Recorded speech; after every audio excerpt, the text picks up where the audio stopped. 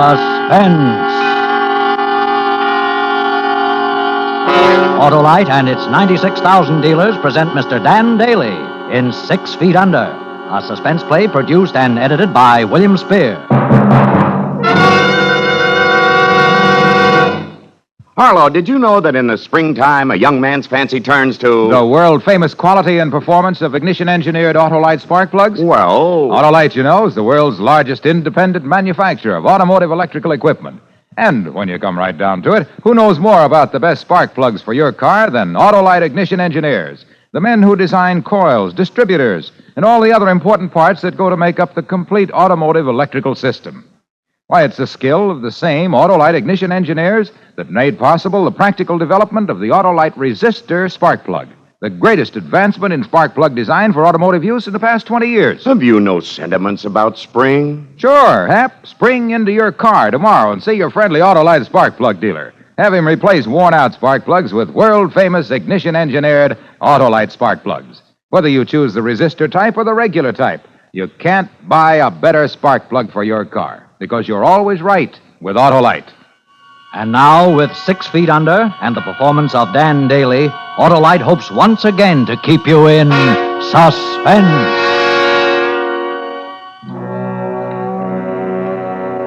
You'll never know what it's like down there. You're 6 feet under 10 hours a day without food or water, with that light on your face so the yokels can pay their dimes and stare down at you. It's like being dead, only you know what's going on. The pump that feeds the air down to you seems to be keeping time with your heartbeat, and you can't help thinking that if it ever stops, the heartbeat will stop with it. You get a lot of time to think down there, to think of all the things that can happen. And when the show closes for the night and they dig you up, you head for the nearest bar to forget all the crazy things you've been thinking. Yeah, what'll it be? Double whiskey beer chaser. Hey, you with the carnival? Yeah. Must be interesting. What do you do? Got a sideshow. Fill us up, will you? Sure. What's your trick, sword swallower? Now I roll over and play dead. Oh, you're the guy that's buried alive. Yeah, I saw you this afternoon at the matinee. Took the kids over. Yeah? What are you raising, a couple of undertakers? Oh, I didn't take them into your tent. Seemed kind of a morbid thing for kids. But not for you. What do you mean? Skip it. How about hitting this glass again? Okay. Now the people see that act of yours. Tent was crowded. I kind of thought it'd be different. How different? Well, paying a dime a head just to look down at you through that glass. It's not a bad racket you got there. Yeah, big, fat, happy racket. Not tough like standing behind a bar and breathing and eating and moving whenever you want to. Well, if you think it's so hot, dig yourself a hole and pull up a cough and nobody's stopping you. If you want another drink, call me. Just leave the bottle. I'm still alive. I can pour my own. Suit yourself, friend. They were all the same. They paid a dime to look at you down there. But if they saw you later above the ground, they acted like you were cheating them. Like you owed it to them to stay buried or they weren't getting their money's worth. I used to do another act. A juggling act. An act that took me years of sweat and practice to learn. But nobody came to see that. You had to learn a dog's trick to make a living. You had to trust people. People you wondered about. Hello, Jack. Get Looking for you. Come on, get lost, Cliff. Don't follow me around. Miriam sent me out to find you. She knows where I am 10 hours a day. That's more than most wives know. Miriam was my wife. I'd spend a little time with her. You spend quite a little time with her as it is, Cliff. Quite a little time. Now you're talking through that bottle, Jack. Miriam and I are old friends. Yeah, I heard about it lots of times. You were a stage door Johnny when she worked on burlesque, weren't you? I used to laugh about you. That was before you came to work for us, but now I don't laugh anymore, Cliff. Now I wonder. You're drunk. Am I? What's a guy like you doing around a carnival, Cliff? You were a big-shot accountant with a good business, and all of a sudden you chuck everything to learn to be a barker for a pitch like mine and to dig me out of that hole every night. I'm not complaining. Why should you? Because I figure you gotta have a reason, Cliff. I figure that maybe some night you're gonna forget to dig. Oh, you're being ridiculous, Jack. Sure. Only you still haven't told me why you joined the show, Cliff. That's my business. Well, never mind, I'll tell you. Because you're in love with Miriam and it's killing you to see her married to me. All right, Jack, that's part of it. Sure, I love Miriam, but that isn't what's killing me. A bad heart is the thing that's killing me. What do you mean? I chucked my business and joined the show because I've only got about a year to live. Miriam is the only thing in the world I care about. and I wanted to be near her. That's a very touching story, pal. What am I supposed to do, break down and cry? Jack, I'd do anything to see Miriam happy. And if it meant killing you, I could do it without batting an eye, because I've got nothing to lose. I want you to know that. That's good, Cliff. Now we understand each other. Have a drink. I don't want one. Oh, well, this ain't just an ordinary drink, Cliff. This is a toast. To one of us. To the guy who buries the other one. For good.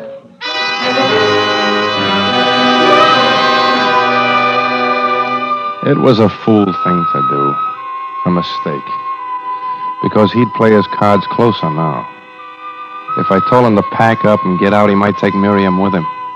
And I was crazy about Miriam. Something was wrong between us, but I was still crazy about her. I had to know I had to wait and find out if he could take her from me. And that meant I had to keep him around. And every day he'd have me helpless down there in that hole like a baby.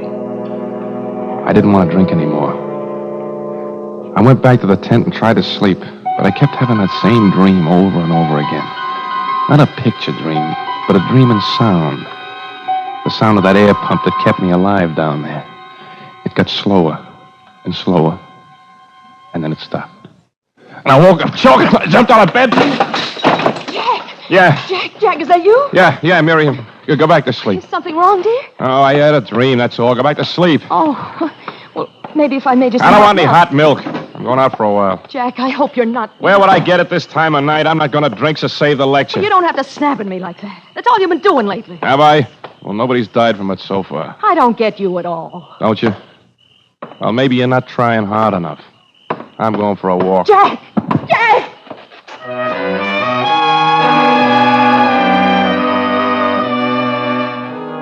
I walked around the grounds.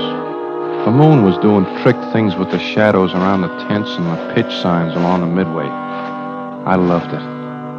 A cheap two-bit carnival, but I loved it. When Miriam and I were first married, I used to dream about owning the works someday. Yeah, I was going to do big things. Clean up with the juggling act, then write the Becker brothers and offer to buy them out. The Ferris wheel, the rides, the whole show. I was going to own the world. But instead, I wound up with 6 feet of it. They could dig me up out of that hole every night, but I couldn't dig my dreams up anymore.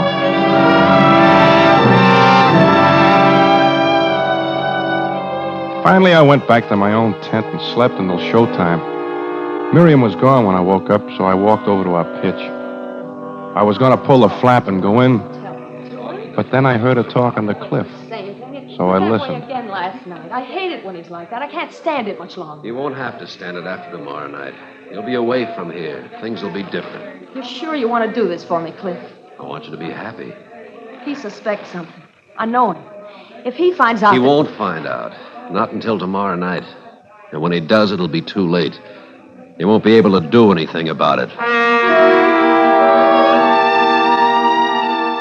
You love your wife and you stand outside a tent and hear her planning to murder you. It wasn't only Cliff. It was her, too. And I knew right then what I had to do. I had to kill them. I had to kill the both of them.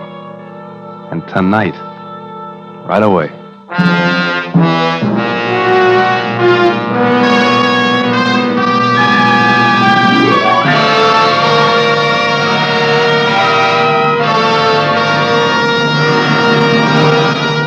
Autolite is bringing you Dan Daly in 6 Feet Under.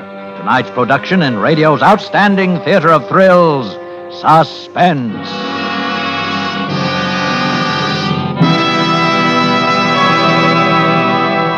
Say, Hap, who knows more about law than a lawyer? You sure got me this time, Harlow. Well, then, who knows more about the best spark plug for your car than Autolite Ignition Engineers? The men who designed the complete electrical system for many makes of America's finest cars.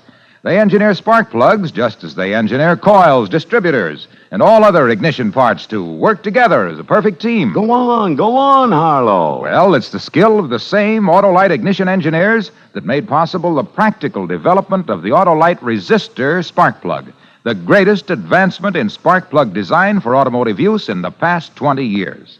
And the newest addition to a complete line of transport, aviation, marine, and regular automotive spark plugs, engineered by Autolite in sizes and heat ranges for every purpose. I guess I've learned my lesson. So, friends, see your friendly Autolite spark plug dealer. Have him replace worn-out spark plugs with world-famous ignition-engineered Autolite spark plugs.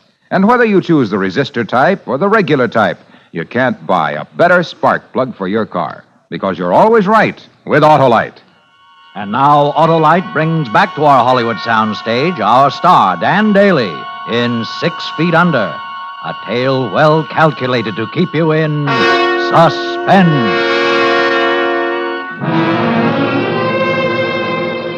Now I knew. It wasn't only Cliff, it was Miriam, too. It was like getting hit in the stomach when you didn't expect it. You love your wife and you stand outside a tent and hear her planning to murder you. I walked around the grounds in a daze. I tried to tell myself that I was wrong, but your own ears can't lie to you. Jack! Oh. Hey, Jack! Oh, hello, Bonnie. Hey, I've been screaming my head off at you. You hypnotized or something? Sorry, Bonnie, I was thinking. Oh, call for Cliff on the phone in the office wagon. You want to take it for him? All right.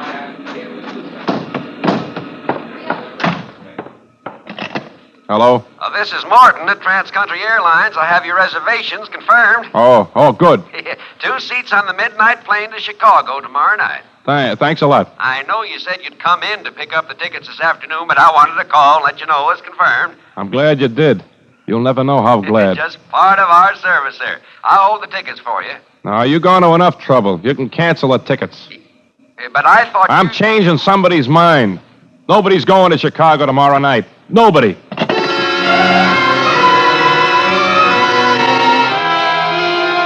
When you see something coming and you know it's too late to stop it, you get calm. You watch it like it was happening to somebody else. I had to kill them. I had to kill the both of them. Tonight after the show. After they brought me up. I'd have 10 hours down there to think of a way. I went into the tent and watched Cliff getting the hole ready for me. I wanted to laugh. Is this all right now? Yeah, that's deep enough. Cliff, I want that speaking tube hooked up today. Oh, what's the matter? Getting lonesome down there? I thought you didn't like to talk to the customers. Today I feel sociable. I had a glimpse into the bright and cheery future. Hook it up. You're the boss. Where's Miriam? Getting a new roll of tickets from the wagon. When there's a crowd out there on the Midway Cliff, Calliope going on the merry-go-round and all, can she hear my buzzer? Well, why wouldn't she? It's hooked up right from the box to the ticket cage. But you never use it, so what difference does it make? It could make a big difference if nobody was in the tent and the air shut off on me. A big difference. Let's check it. All right, there's a button in the box. Press it. Counter's just outside the flap. We can hear it from here. Are you pressing it? You see me, don't you, Cliff? I don't hear anything out there. Neither do I. It must be a loose wire or something. No, Cliff. It's the batteries. Because I checked while you were digging and the batteries are gone. Oh, that's right. I forgot. When we were moving from the last town, my flashlight went dead. I borrowed the buzzer battery. But you forgot to put them back. Oh, I'm sorry, Jack. It slipped my mind. You never use a buzzer, so I didn't think of it. You thought of it when we needed the batteries. Jack, I tell you it was a mistake, that's all. Look, the Midway's opening up. There's no time to start an argument. Yeah, there'll be time for that later, tonight. We can talk it over tonight, Cliff. That suits me. Come on. Let's lower the box. All right. I'll go get a new set of batteries. You might as well climb down, slide into the box. I'll cover you when I get back.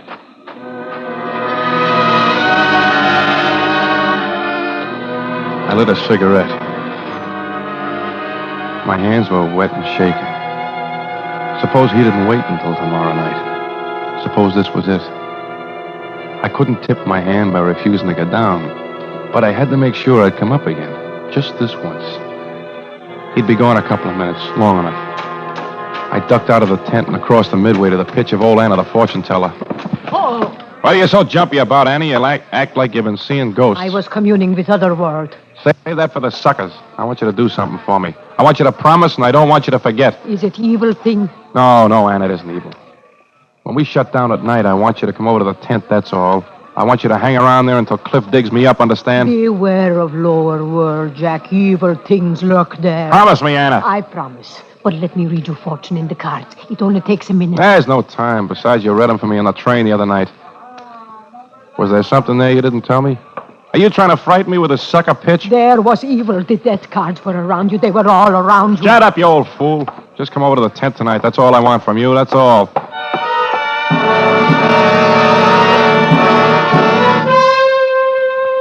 I had to grab a hold of myself. A crazy old woman with a deck of greasy cards. I'd been with tent shows too long to let a thing like that get me. I went back to the tent, got down into the hole, and slid into the box. Cliff lowered the narrow view shaft that the customers looked through. I fastened it to the hole just above my face. Then he started to shovel the dirt in on top of me. I could hear it hitting the box. There isn't another sound like it in the whole world. Then it was all done. Cliff looked down at me through the glass, and the smile on his face made me cold. Then he was gone, and I was alone with the sound of the air pump. In a few minutes, the customers started to come in, and it wasn't so bad. If anything went wrong, they'd be able to hear me through the speaking tube, just as I could hear them. Oh, come on, Mother. Come on, look at it. Oh, you look. It gives me the creeping whizzle-dizzle. Well, you're the one who wanted to come in. Come on, it can't hurt you. Look, you can talk to him right through this here hootenanny. Well, can you hear me down there? Yeah, I can hear you. Is it... well, are you all right? Yeah, I'm all right. See, just like I told you, there's nothing to it. That's all we see for our money? Sure, the whole darn thing's a gift. Well, so long down there. We'll all join you someday, sooner or later. Oh, Dad, what a thing to say. I think they'd give you a little more for your money, though. That's the way it was. Hour after hour, face after face, until all the faces blurred and ran together. Their voices came down with the same questions and the same disappointed wisecracks. But they kept paying and they kept coming. It was getting on to late afternoon because the crowd was beginning to thin out. Everybody would be headed home for dinner by 5:30, and the gang working on the midway would knock off and go to the commissary tent for chow. At 6:30, the crowd would drift back again. The big crowd with the men home from work. And by the time they were gone, old Anna the fortune teller, my insurance policy, would be standing by, and Cliff would have to dig me out whether he wanted to or not. I was glad to see the crowd go for a while. It gave me the next hour alone to think and plan things out. Then it hit me. The next hour alone. I'd forgotten that part of it. I looked up. There were no faces in the viewing glass. I felt around with my hand, and I found the buzzer button in the ticket cage. I pressed it again and again, but Miriam didn't come. Sure. This was it. They were up there now, getting ready to do whatever they were going to do. Then they'd walk away over to the commissary tent, and they'd eat and laugh. Nobody'd suspect them. It'd be an accident. I tried to think of something else. They wouldn't have the nerve to go through with it.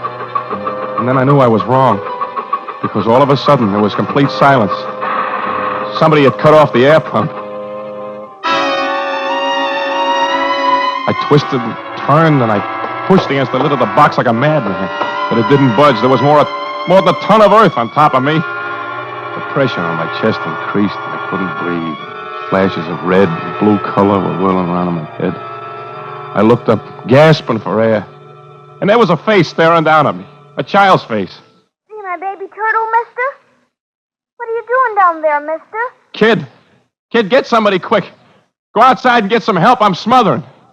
Don't just stare at me. Call somebody. You hear me? Stop looking at me. Get somebody. He kept staring at me, his eyes wide and frightened. He moved his mouth once, but he was frozen with fear. And all of a sudden, his face was gone. He was gone. I made one last hopeless try at the lid, and then suddenly I didn't care anymore. I relaxed. All the colors in the world exploded in my head. Then they all ran together. There was a roaring sound. Everything went black.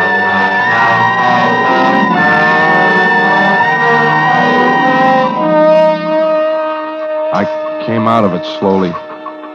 The pump was going again. The beat of it keeping time with the throbbing in my head. And they were digging for me. I could hear the sounds of the shovels in the earth. And then finally against the wooden top of the box. We'll get him out. There we are, and give me your hand. Hey, you all right, Jack? Yeah.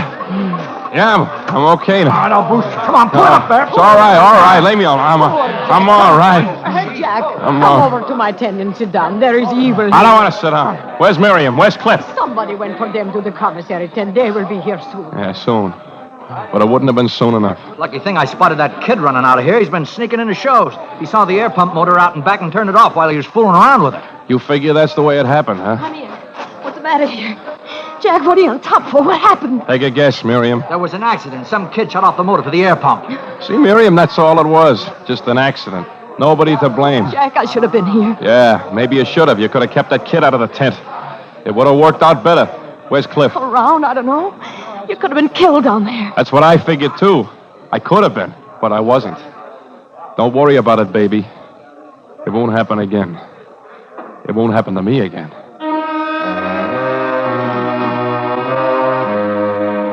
It was my game now. I was up walking and breathing. It was my game. I played the tender husband. I wasn't going to show her my cards now. That came later. When she calmed down, I kissed her. Then I went looking for my last answer. The kid who had turned off the motor. There were kids all over the place, all looking the same, the way kids do. But I'd remember his face. You're bound to remember a face when it might have been the last one you'd ever see. Then I spotted him going into the House of Fun. I nodded to the ticket taker and went in after him. I caught him in the room with the tilted floors and grabbed him. Ow, mister! Let me go. Take it easy, kid. You won't get hurt. I didn't do nothing honest. Why'd you turn that motor off? I was just fooling with it and it stopped, that's all. I didn't know what it was. Who told you to turn it off? Nobody. Let me go. Stop, kid. Tell me the truth or I'll give you a buck. I am telling the truth. Told me. Tell me who told you. Stop biting me and tell me.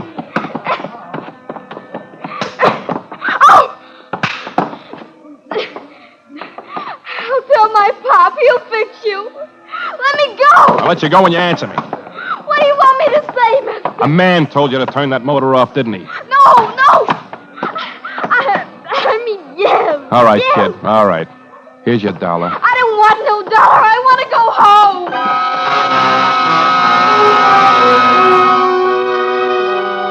I went into town and drank until the show closed down, until I was sure they'd all be asleep. Then I went to the first aid wagon and nosed around until I found what I wanted. A can of ether. Cliff was bigger than I, much bigger, and I had to be sure. I soaked a handkerchief in the stuff, and then I let myself into Cliff's tent. He was lying there, quietly. He was sleeping. He wasn't making a sound. I crept over to him and pushed the handkerchief over his mouth and nose. I held it there. Held his face right into it. He didn't even murmur. And when I let go after a while, his head dropped back. He was out. I picked him up and carried him to the pitch tent. I put him down in a box, and then I shoveled the dirt in on top of him.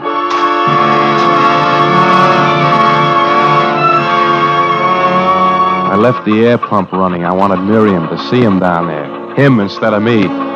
Then I could stop it waiting up for me when I went back to get her.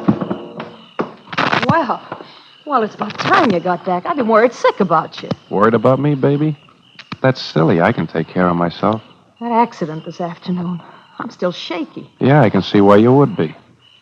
Jack, there's been something wrong with us.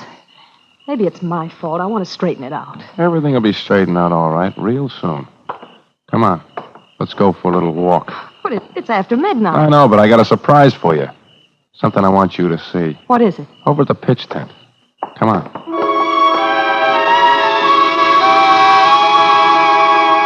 She came. I had to hand it to her. She was playing the act of the hilt, just like nothing was wrong. I took her arm and held it tight. Good and tight. So she couldn't turn and run. And we went into the pitch tent. Well, what's the surprise? Kind of dark in here. There's enough light down in the box. Go ahead. Take a look. Well, the hole, it's filled in. Yeah. The show has a new star for a one-night stand. Go ahead. Look. Jack, what? No! Yeah, baby. Yeah. How do you like it now? That's the way I was today when that motor cut off. Get him out! Get him out! Oh, it's my turn to cut the pump off. Only nobody will be able to fix it this time. No, don't you please! Sure, I just rip these wires out and he gets what I almost got. What are you killing him for? Why? I knew what you were up to. You'll never take that midnight plane tomorrow. You'll never run away with him I now. wasn't running away with him. The tickets were for us. You hear me? For you and me. Well, there you forgot to tell me about it, baby. Couldn't. Cliff was lending us the money to buy the show. He said he'd be mine anyhow someday. I wanted to do it for you because I loved you. Because I hated what's been happening to you down there. Why would he want to help me? Because he loved me, that's why. And he knew you're all I care about. He sent the money for the show to Becker Brothers yesterday, and we were supposed to fly up tomorrow night to sign the papers in Chicago. You're lying. No. Yeah, you're lying. No. You're lying or you'd have told me. Would you believe me? Would you believe anybody? Do something! Do something! The shovels, Miriam. Where are they? Quick. Help me. Miriam, dig. Help me, dig.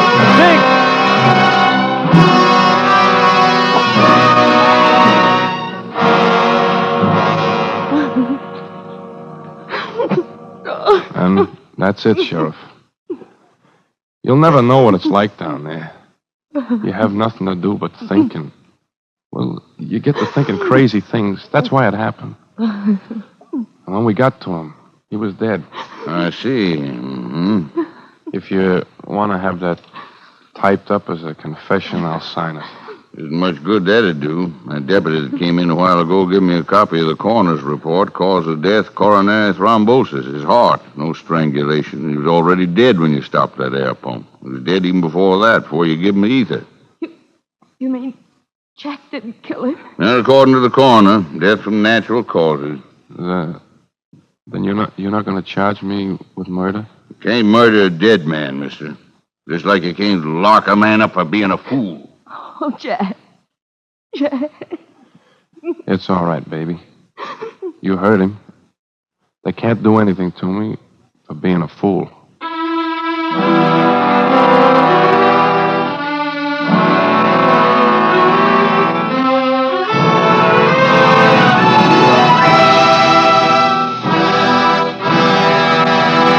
Suspense, presented by Autolite. Tonight's star, Dan Daly. Hey, Harlow, here's a poem for you. All right. Summer, winter, spring, or fall, Harlow doesn't change at all. Be it day or be it night, Wilcox thinks of Autolite. Well, you're right there, Hap. Any season is the right season to talk about the more than 400 products made by Autolite for cars, trucks, planes, and boats in 28 plants coast to coast. These include complete electrical systems used as original equipment on many makes of America's finest cars. Spark plugs, batteries, generators, coils, distributors, electric windshield wipers, starting motors, bullseye sealed beam headlights. All engineered to fit together perfectly, work together perfectly, because they're a perfect team. So, friends, don't accept electrical parts supposed to be as good. Ask for and insist on Autolite original factory parts at your neighborhood service station, car dealer, garage, or repair shop. Remember, you're always right with Autolite.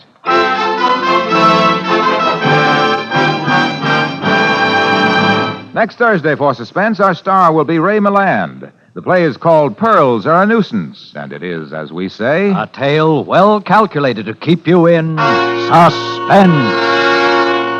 Tonight's suspense play was produced and edited by William Spear and directed by Norman MacDonald. Music for Suspense is composed by Lucien Morawek and conducted by Lud Bluskin. 6 Feet Under is an original play written for radio by Joel Murcott. Dan Daly will soon be seen with Ann Baxter in the 20th Century Fox Technicolor production, Ticket to Tomahawk.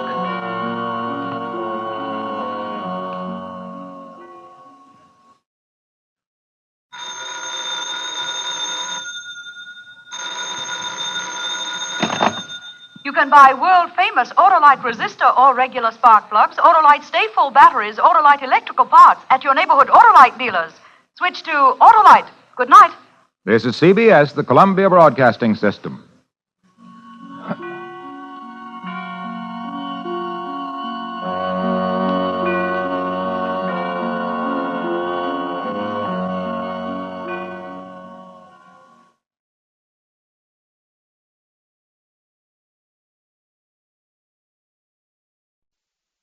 Autolite and its 96,000 dealers present Suspense.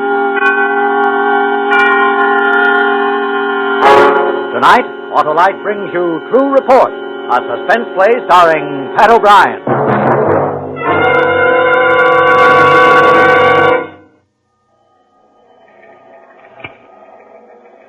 Go right in, Lieutenant. Captain's waiting for you. Thank you, Bert. Oh. It's you. Hello, Captain. All right, Ben, have you got it? Yeah, here it is. Mm-hmm. Good. Everything here? Everything. Sorry it had to be this way, Ben. Yeah, so am I. But it couldn't have come out any other way, so take it. This is what you wanted. This is my true report. In just a moment, Mr. Pat O'Brien in the first act of True Reports. Well, hi, Hap. Welcome back. Well, if it isn't the spark plug of Autolite Alley, Harlow Wilcox. Say no more, Hap. Got to get proclaiming after my summer siesta. Proclaiming that when you replace worn-out spark plugs in your car with new ignition-engineered Autolite spark plugs, you get smoother performance, quick start, gas saving. Don't forget, Harlow, Autolite spark plugs are ignition-engineered. Right, Hap. Ignition-engineered by the same Autolite engineers who design the coil, distributor, and all the other important parts that go to make up the complete ignition system used on many of America's leading makes of cars and trucks. And that's why you can't buy better spark plugs for your car than Autolite. So, friends, have the spark plugs in your car checked before you start on that long Labor Day weekend drive. And if replacements are needed, insist on smooth, snappy, ignition-engineered Autolite spark plugs. And whether you choose the resistor type or the standard type, you're always right with Autolite. And now, with True Report and the performance of Pat O'Brien, Autolite hopes once again to keep you in suspense.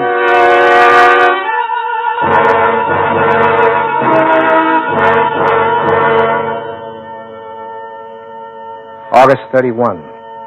To Captain Walter Josty. Commander, Accident Investigation Division, City Police Department. From Lieutenant Ben J. Kennedy, hit and run detail. 3, Lawrence Danker, deceased. Attached fine supplementary traffic accident report completed this date. Disregard other file concerning same now in your possession. 2 days ago, 9 a.m. I went to your office for the day's assignment. I didn't know what it was going to be, neither did you. Hello, fella. How are you? Number 3, J is Jack. 4266. Zip tape. Repeat. Convertible. Year unknown. Make unknown. Oh, Ben, who do you make for the World Series? Oh, give me the Phillies in Cleveland. Hello, Al, Sam. Hi, Kennedy. Anything up? Anything up? Anything new? That's a good one. Hi, Ben. How you feeling? Like asking if anything's up, Geiger. So, Nothing, Ben. All routine. Sometimes I think I never should have been a cop. Yeah. So there's a hit-and-run artist named Edward Franken, right? Yeah. Bulletin board says you pulled him in last night. Good job, Geiger. Took a long time, huh? Too long, Ben. Would you believe I used up 385 probable witnesses to that accident, came out with just 2 who knew what they were talking about? Listen, I'm going to figure out a system for questioning. Uh-oh, here we go. Lieutenant Geiger, Kennedy, Alsop, Newton. Yeah. Right. Captain Josty's waiting for you. Oh, good morning, men. Sit down, please. Make yourselves comfortable.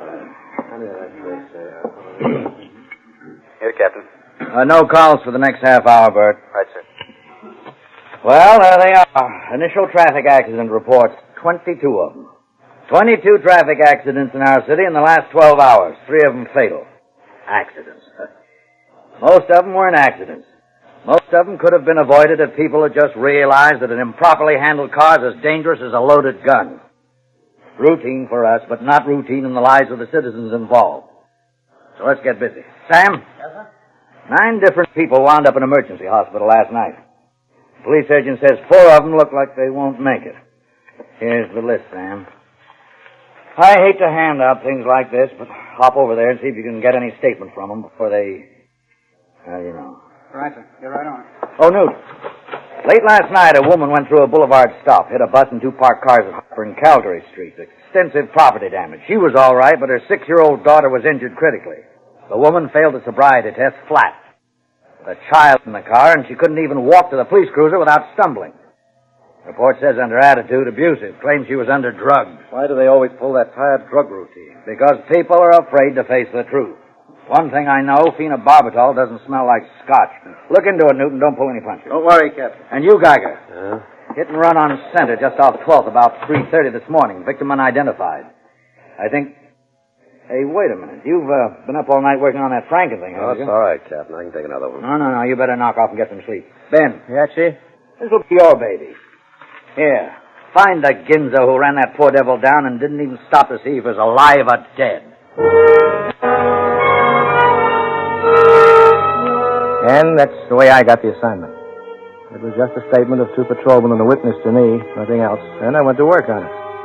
Like any other case, it started with the initial accident report and the statement of a witness. Her name happened to be Thurston. Yeah, I'm Jenny Thurston. Police. They were here once. They're here again. Where's your uniform? How do I know? Traffic investigator Lieutenant Ben Kennedy. Seems to me to wear a uniform. Come in. 3:05 this morning, you reported a hit-and-run accident in front of this address. I live here. I own this place. I've seen it. I've gone over all this stuff with them officers that showed up right after I called in. A man who was run over died in the receiving hospital without regaining consciousness. We're trying to find out who was driving that car. I want you to tell it again. Well? I was sleeping. It got hot and I woke up. I decided to fix myself a glass of tea, so I did. I was sitting there by the window drinking my tea and cooling off when it happened. What happened? The accident. Car turns off 12th Street. I can see 12th Street from here. Next corner, 12th Street? Yeah. 2 doors or 4 doors on the car? Oh, I don't know. The officer's report, you saying it was a sedan. 2 doors or 4 doors? I don't know. You're trying to tie me What up? color was the car? Black. Couldn't have been maroon, blue, green? It was nighttime, no moon. Streetlights go out at midnight. You sure it was black? Well, it looked black. I don't know. It was a dark color anyhow. It was shiny. Yeah. All right, go on. Well, this car's doing a lot of speeding, heading that way. North. Yeah, north. And it goes right by this window. And I'm looking when it hits the man. I don't know where he came from, but there was a big noise like glass breaking, and this poor man's lying half on the street and half in the gutter, and the car's gone out of sight. You go down and try to help him? No, I called the police. That's your job. Traffic accidents have become everybody's job. Did you get a look at the driver of the car? I got a good look. She was a woman in dark clothes. The officer who interviewed you says you didn't see the driver at all. Well, I know. I was going to call up about that. When I concentrated later, I remembered it was a woman. She was a young one. One of those kind all painted up, you know the kind I mean. What she was doing out at 3 a.m. was no good at all. All you could possibly have seen from this window was the top of the car and not the person driving it. Well, why'd you ask me then? Try to get the license number? It's too dark to see. I did my duty as a citizen. I reported what I saw. Yeah. Thanks, Mrs. Thurston.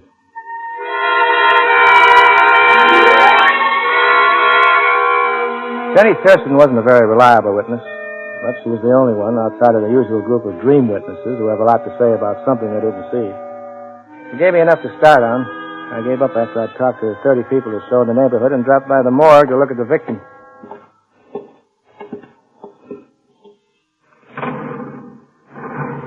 There he is, Lieutenant. What's left of him. Unidentified. Unclaimed. Hey. What'd the doctor say? Among other things, both legs fractured, as well as the skull, as well as 5 ribs, as well as the neck, as well as a number Point of impact? glass particles and clothing near the hip. Both hips broken. Doc figures waist-high contact. High bumpers. That'd make it something before 1939. Of course, trucks have got high bumpers, Lieutenant. Big ones. But no big truck scrambles around a narrow street like Center. All right. I'm just trying to be useful. Internal? Both lungs collapsed. High rate of speed. Anything else? The glass they took out of them is with the technicians now. How about paint? Not on the body, maybe on the clothes. Technicians have got those, too. Okay, that's about all I need from this witness. You can wheel it to the lineup now. This guy is still a John Doe. We've got his prints on the wire, hoping he'll be recorded somewhere, but He's recorded somewhere, right downtown. Change that tag to Lawrence Danker. Lawrence Danker? That's his name. I arrested him in 1936 when I was on robbery detail. Small-time grifter. Jack rolling, bookmaking, breaking and entering. 13 previous arrests when I picked him up. You identifying him? I'm identifying him.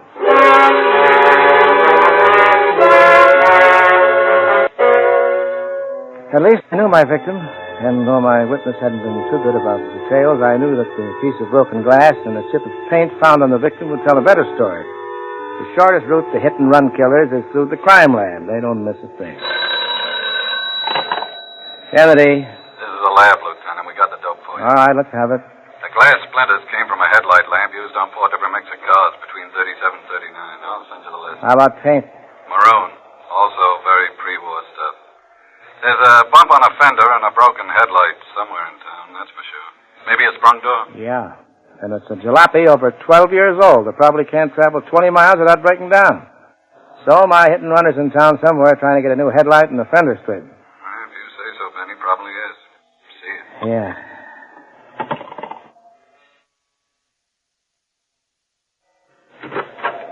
Yeah, Lieutenant. You can cancel that Unit 1 that went out for a black sedan this morning. Correction goes like this.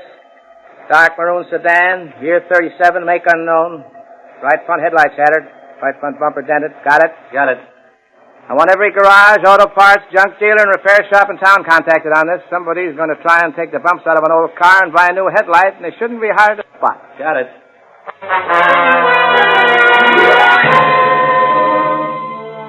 At 4 o'clock that afternoon, the bulletin was out. We knew what kind of car we were looking for, and I had 8 pairs of officers out doing the legwork. With luck, I expected to pick up in a matter of hours. Hi, Ben. Hello, Geiger. Hi. Had a tough one this time? No, not too tough. Say, I thought you were home sleeping. Oh, you know me. Got nothing else to do but be a cop. Need any help? No, thanks. Just a matter of time. Oh. How are things at home? Good. Charlie? It was last year. He goes into internship next April. Nice kid. You're lucky. Alice all right? Yeah, she's fine, thanks. When are you coming over for dinner? Soon, I hope, Ben. I don't know what's with me. Even when I have time off like now, I come sniffing around. Can't seem to stop being a cop. Well, so long, Ben. I'll see you. Okay, Geiger.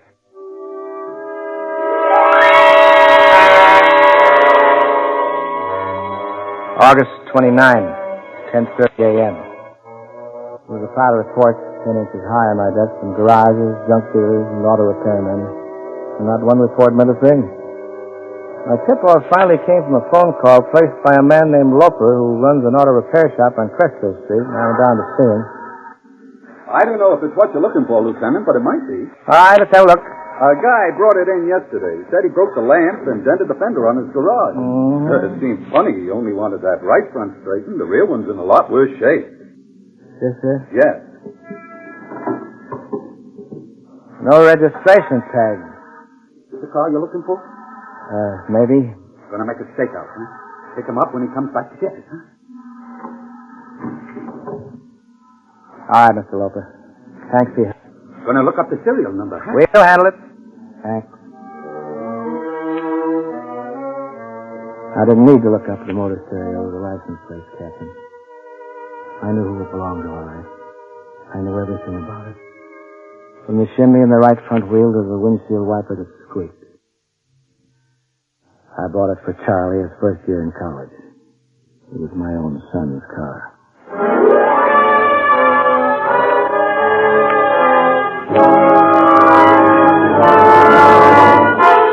Autolite is bringing you Pat O'Brien in True Report, tonight's production in radio's outstanding theater of thrills, Suspense.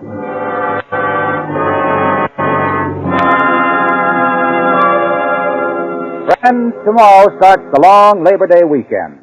I hope that you'll make sure that your car is running right before starting on long trips.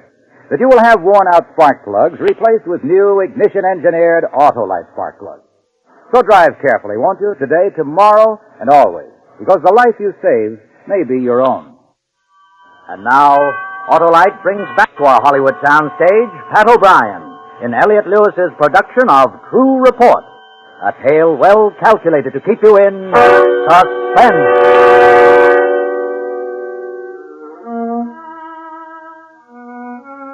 Routine. You start with things you know for sure, like a traffic accident report and the statement of a witness.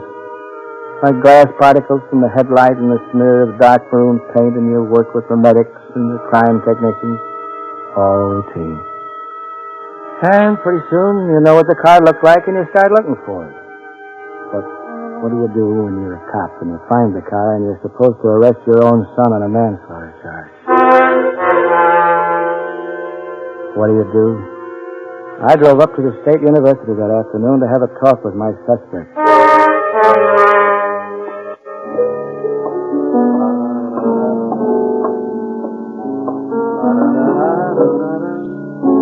Rick. Rick. Oh, Mr. Kennedy. Hello, Rick. How are you? You seen Charlie around? No, I haven't. I went over to the room. The landlady said you were here in the recreation hall. I thought maybe Charlie was with you. Sorry. Rooming with that guy's like rooming with a ghost. I never see him. You didn't see his tilapia around anywhere, did you? No, I didn't. Taken out of town or anything? Well, sometimes they go over to the county hospital for surgery classes. Maybe he drove over there. Did I call him there? No, not in class. Oh, well... But stick around, Mr. Kennedy. You can probably pick him up at the hash house around dinner time. Anything wrong? No. Say, shouldn't you be studying or something instead of playing that thing? I'm majoring in the piano. Piano and law, Sergeant. Lieutenant. That'd be 5100 per annum, right? Civil service. Seem to know all about it, Rick. Maybe you should be a cop. Nope. I'm like Charlie. I want something better. What? No offense, Lieutenant, but... Well, I mean, it's hard going to college. You didn't answer me. All right. He didn't go to college. Charlie's put in 6 hard years already and still a couple to go. Plenty tough. I live with him. I watch him go through it all. He's building something good here, something important. Kids sometimes get the wrong idea of how important they're going to be. Yeah. They forget about right now. They run around making mistakes and getting themselves into a lot of trouble they can't handle. Yeah. Take all their work and study and throw it right out the window when they get in that kind of trouble. Yeah. Well, we sort of rung out the philosophy today, haven't we, Mr. Kennedy? Tell Charlie to call me at home, will you?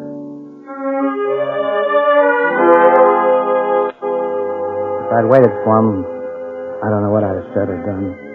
If it was, I felt like a rookie with his first course throwing my top in front of a punk kid. So I just got out of there and drove back to the city. Lieutenant Geiger was sitting at my desk. Oh, Ben. Oh, you want something, Geiger? Been waiting for you. What for? Ever hear of a mechanic named Loper? Oh, Ben, don't look like I caught you with a dead body. This Loper called here a while ago. I took the call for you. Said you were in to see him at his garage today. Wanted to know if the car he had turned out to be the one you were looking for. No, it wasn't. Oh, sounded good the way you described it. Maroon coupe, headlights gone, bent. Well, it wasn't the one. But you think I know what I'm doing on this case? Sure, Ben. You know what you're doing. Can I see the file? I haven't made it out yet. You kidding? No. Come on, give me the file. Captain might put me on this with you. I've been with the department 14 years. Don't you think I can handle a simple hit-and-run case alone? Sure, Ben. I know you can handle it alone. Haven't lost one yet. I just want to help you keep that perfect record. Perfect.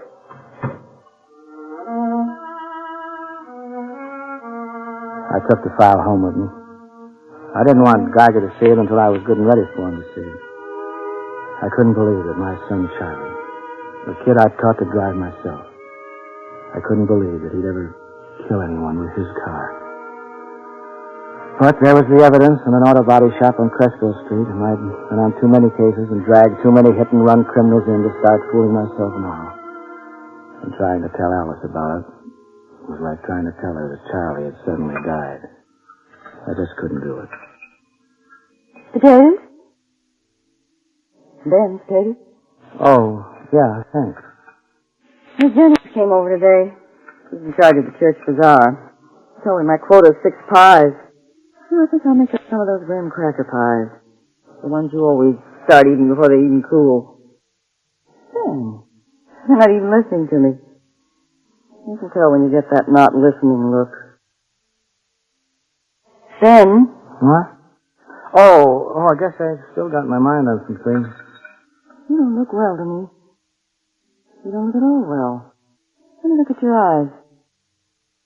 They're bloodshot. You've got a nervous twitch at the corner of your mouth.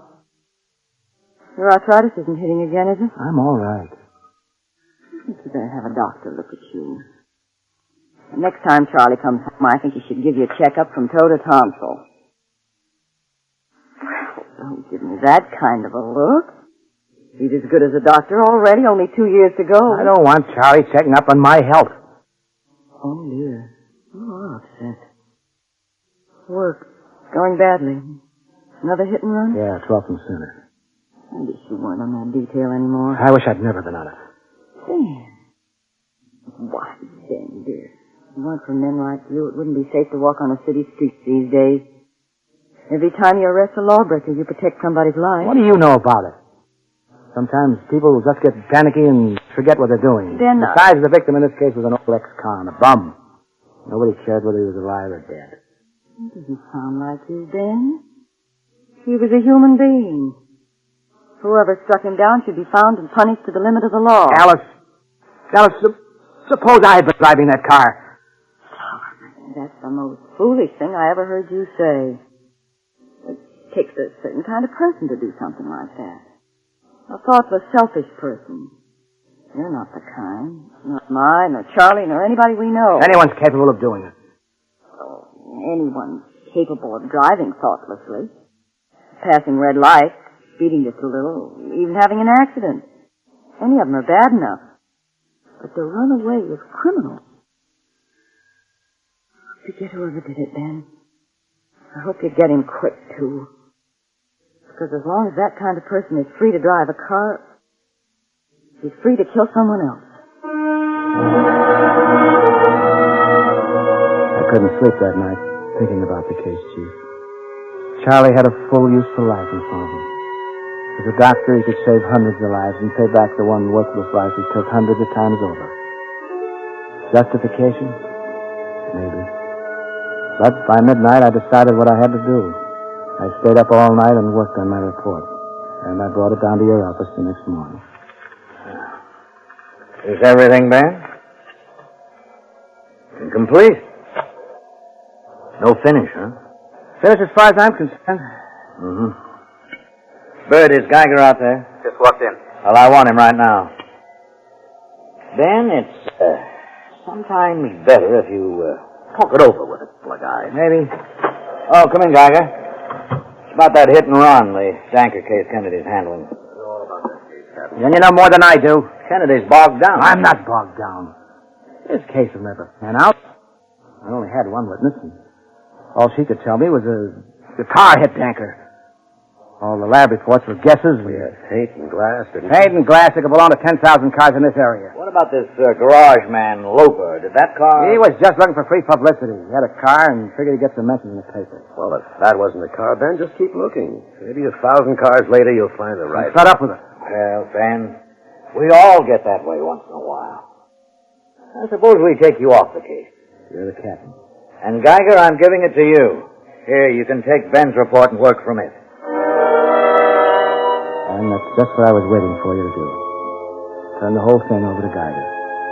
Didn't make any difference who you turned it over to. The phony clues I'd planted on it the night before would take 10 years to run down. And then I remembered Danker. Criminal, yes. But run down and left to die on the street. And I remembered my own. Captain, that report... Oh, excuse me, Ben. Yes, Sergeant? Someone to see you, Captain Jesse. Oh, who?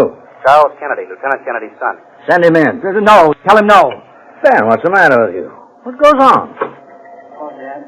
I'm here. Come in, Charlie. What can I do for you? It's about a hit-and-run case. Charlie, I've got to, Dad. Captain, it's that Danker case. I'd have come in sooner if I hadn't been up at the county hospital. What do you know about the Danker case, Charlie? It was my car that hit him. Did you know this, Ben? I found it out yesterday morning at the garage. It was my car that did it. But somebody else was driving it. You weren't driving it? No. Suppose you tell us who was driving it, Charlie. My roommate, Rich Blake. I loaned him the car a couple of days ago. When he didn't come back with it, I found out he left it in a repair shop in town. Well, I went down to take a look at it. And my dad's a cop, and I guess I picked up a few things. I got him right outside. I dragged him down here myself. All right, Geiger. It's your case. Take over and book him. Thanks for coming in, Charlie. Ben, what are you going to do? I guess, Captain, I guess I better go and make out my report. So here it is, Captain. My true report. And my resignation. I just want to ask you one question. If it had been your kid, Could you have done any differently?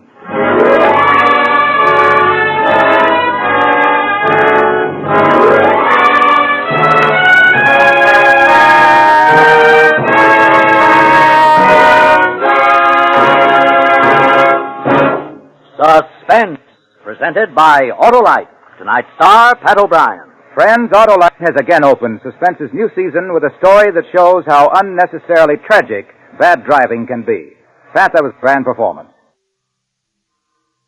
Harlow, you know how much I wanted to play Sergeant Kennedy. I sure liked the role, but I also wanted to do my part to help prevent highway accidents this Labor Day weekend. Driving accidents are horrible to the man, woman, or child injured or killed, and they're doubly horrible to their families. Death also always cheats each one of his greatest right in the world, the right to live. Now, tonight, on behalf of Ned Dearborn, President of the National Safety Council, it is my special privilege to present the National Safety Council's Public Interest Award to Mr. Royce G. Martin, Chairman of the Board and President of the Electric Autolite Company. Autolite, sponsor of Suspense, has won this distinguished Service to Safety Award for the second straight year. Thank you, Mr. O'Brien. Safety is as much our business as manufacturing, automotive, aviation, and marine products in our plants throughout the world. Autolite has always assisted all efforts of the great automotive industry to make America a safe driving nation. Tonight, on Suspense, Autolite repeats a message that can never be repeated enough. Drive carefully. The life you save may be your own. So let's all be interested this Labor Day weekend in two driving lives, our own and the other fellows. A lot of lives will be saved if we are.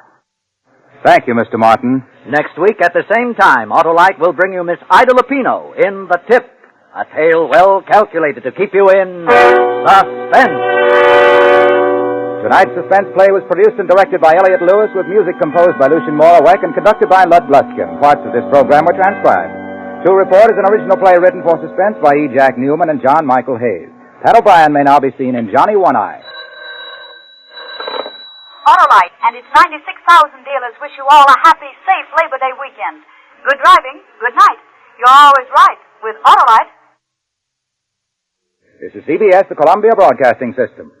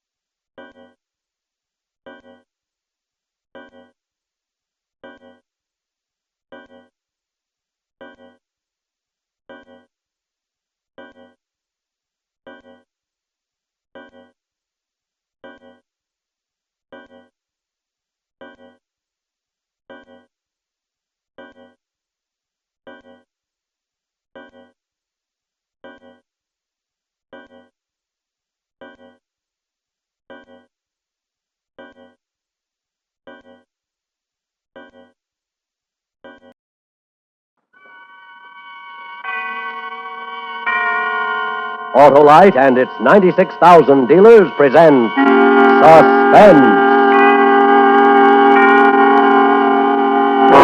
Tonight, Autolite brings you The Wages of Sin, a suspense play starring Miss Barbara Stanwyck as Ruby Miller.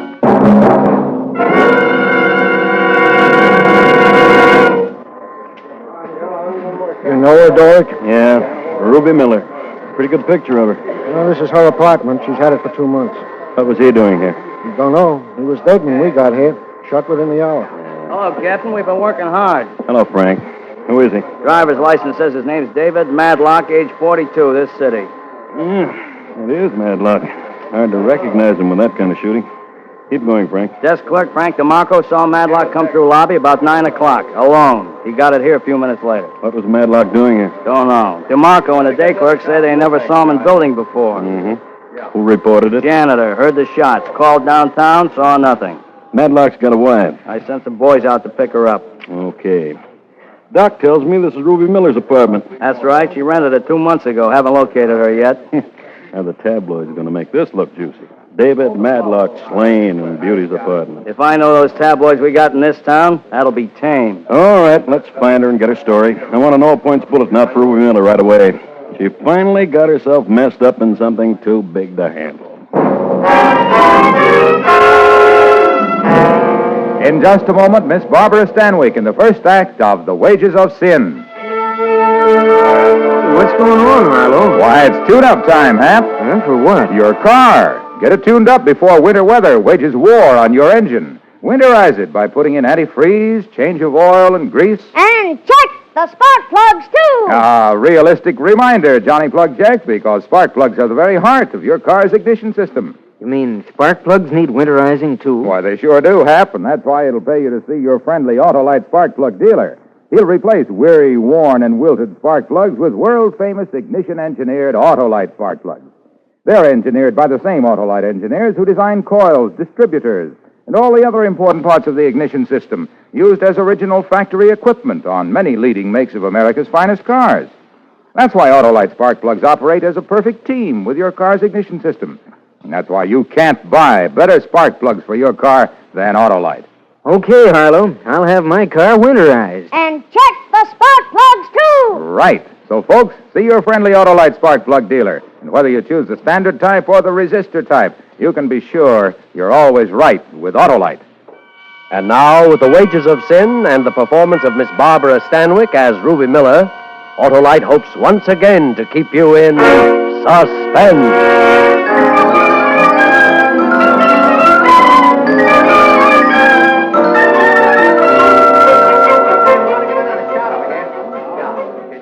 I don't care who you are. Nobody gets in. This is my apartment, Pinhead. Hey, what's going on out here, Sergeant? Who's this? Who are you? Say, what's the idea of all these cops? You holding crime school in my apartment or something? You're Ruby Miller? Yeah, that's right. Come on in. Nice of you. I was just starting out to look for you. What's going on around here, anyhow? I leave for a couple of hours and... Yeah. My rug! His name is Frank Madlock. Interested? What'd he bleed all over my rug for? Come on, sister. The captain wants to see you. Well, I want to see him. What kind of a police force do we have in this town? A lady can't go out for a drink without coming home to find... Get your hands off me. Inside. When I finish my judo course, I'm going to look you up. Hello, Ruby. Oh. Huh. I draw all the dreamy ones. I might have known it'd be you, Captain Salvador. That's all, Frank. Yeah, that's all, Frank. Tell me about yourself, Ruby. You losing your hair? It's falling out worrying about you. The last time was 47. No visible means of support. I didn't know we were going to talk about old times, or I'd have cracked a bottle. We aren't. Going to talk about that guy lying in there in front of your fireplace. Well? They tell me his name is David Madlock. You know that's his name. What's he doing in How there? should I know? I never saw him my whole life. How long have you been seeing him? What did you fight about? Ruby, you've had 4 arrests and 1 conviction in your time. You know we always get the answers. Captain Doric Salvador, Copperoo. Ha. Been in the drugstore since 8:30. 15 people saw me drinking my malted milk while Junior in there must have been getting his brains blown out. Do they all have names? Every one of them. It was a bowling team on their way home. The Loafers. You're telling me that corpse is a man you never saw before in your life? That's exactly what I am telling you. Your crew will find that out by poking into everything and everybody in town. They'll also find my alibi's good and that your guesses are bad. If Madlock, or whatever his name is, staggers into my apartment while I'm out and somebody bumps him off, that's not my fault. And you nor any other single-headed cop is going to write it any different. All right, Ruby. Let's go downtown.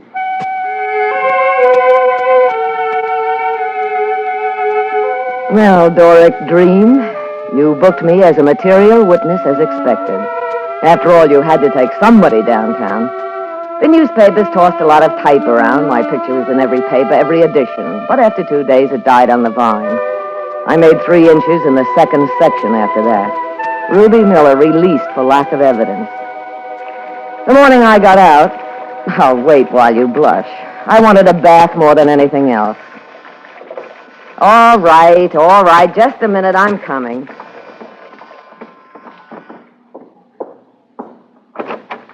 Hello, Ruby. I missed you before you left the station. I'm tired of looking at cops, Captain. This will only take a minute. I'll time you myself. Thanks. I just been out talking to Marie Madlock, Dave Madlock's widow. The way things happened, she still thinks that you and her husband were real pals on the side. She hates the memory of him now. Don't you ever give up. I don't like to see a nice woman like Mrs. Madlock running around believing something that isn't true. My boys peeked under every rock in town before you were sprung, Ruby. They came up with two things that got you out. You were in the drugstore while Madlock was being killed, and you never knew the guy. I'm convinced of that. My bath water is getting cold. So am I. Look, Ruby, you moved in that apartment 2 months ago, paid $400 rent in advance. The same day, you deposited $1,000 at Freeman's National. You also bought $400 worth of clothes and trinkets. I hit a horse. Somebody gave you dough to play a part in this. Who? We've gone all through this before. Who, Ruby? A key to this apartment was found on Madlock's body. How'd he get that key? I don't know, Captain. I just don't know. I should have my lock changed. All right, Ruby, I'm leaving. Sorry you didn't have any luck, Captain. You know, whatever you get out of this, they'll take 20 times as much back from you, right down to your soul. Madlock's killing was top-drawer stuff with some big people involved. People who don't care anything about you because you were just background scenery they might want to change at any time. Aren't you scared, Ruby? You'll never see the day. Okay. Grandissimo bugliardo. What does that mean? You're a liar, Ruby.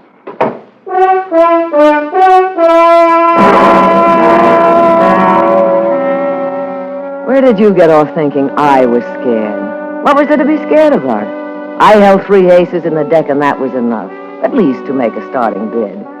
When I looked out my window that night and saw 2 men in overcoats standing across the street from the apartment, I felt extra brave. I wasn't worried one bit. Hello? Ruby Miller, Yes. what are you still doing in town? I'm waiting for a phone call, but it's not from you. You're asking for a doll. I'll be over. Well, say hello to the 2 cops standing in front of my apartment house. Salvador's got them on me 24 hours a day. Play it smart, doll. Get out of town while you got legs to walk on. Listen, you thick-lipped creep. I want to talk to him, the big man, right away. And if I don't, I'll talk to the cops. I just said how you better act, doll.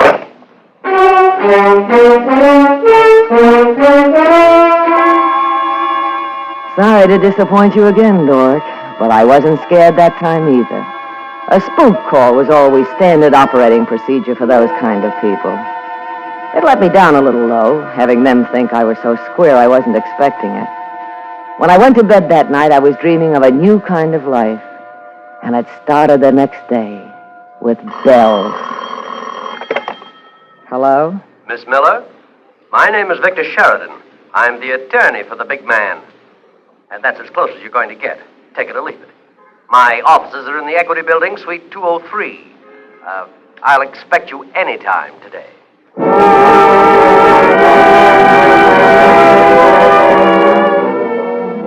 That was the music I was waiting for, Doric. I'll expect you anytime. And I made any time an hour later. Salvador's 2 shadows followed me when I left my apartment and went downtown. So I wasn't worried that anybody might interrupt my conversation with Sheridan and Carter, attorneys at law. Call me Sheridan. Sure. My client asked me to speak to you. Speak up. All right. My client has been disturbed by your attitude. Good for him. He wonders why you haven't fulfilled your part of the bargain. After all, you've been well paid. You call that money? A man I never saw before in my life came to me a couple of months ago and made the deal. $1,500. 2 months' rent on a nice apartment, and on a certain night I was to blow town, never come back. You should have done it. I saw a setup a mile off. How dumb do you think I am? That is not the question, Miss Miller. How dumb do you think we are? Dumb enough to know he needed a place to do a killing and someone with a rep like mine to throw the cops off. I know who he is, where he is, how he did it, and why he did it. Tell the client I want a payoff to keep quiet. Lots of payoff. Or I can tell a whole lot of cops something that will keep them absolutely spellbound. I see. Well? Will this be enough to start with, Miss Miller? $1,000? Look, Sonny, this is the major leagues.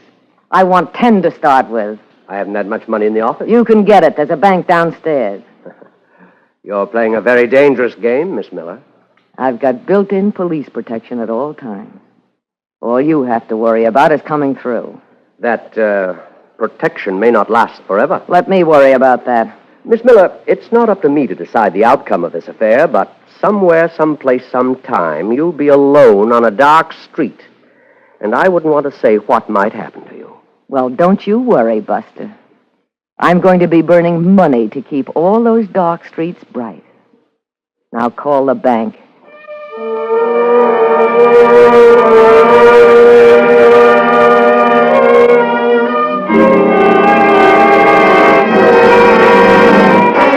Autolite is bringing you Miss Barbara Stanwyck in The Wages of Sin. Tonight's production in radio's outstanding theater of thrills, Suspense.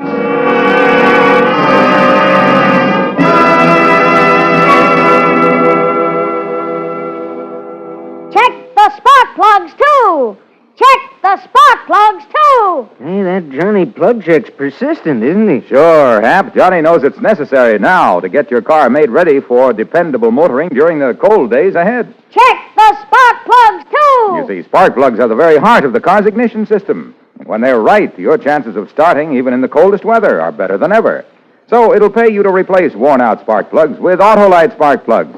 The spark plugs that are world famous for quality and dependability. Autolite spark plugs? Nothing finer, Hap. And when you replace worn-out spark plugs with ignition-engineered Autolite spark plugs, you get smoother performance, quick starts, and gas savings. You've sold me, Harlow. Well, folks, see your friendly Autolite spark plug dealer and have him replace worn-out spark plugs with world-famous ignition-engineered Autolite spark plugs. And whether you choose the resistor type or the standard type, you can be sure money can't buy better spark plugs. You're always right with Autolite. And now, Autolite brings back to our Hollywood soundstage Miss Barbara Stanwyck in Elliot Lewis's production of The Wages of Sin, a tale well calculated to keep you in suspense.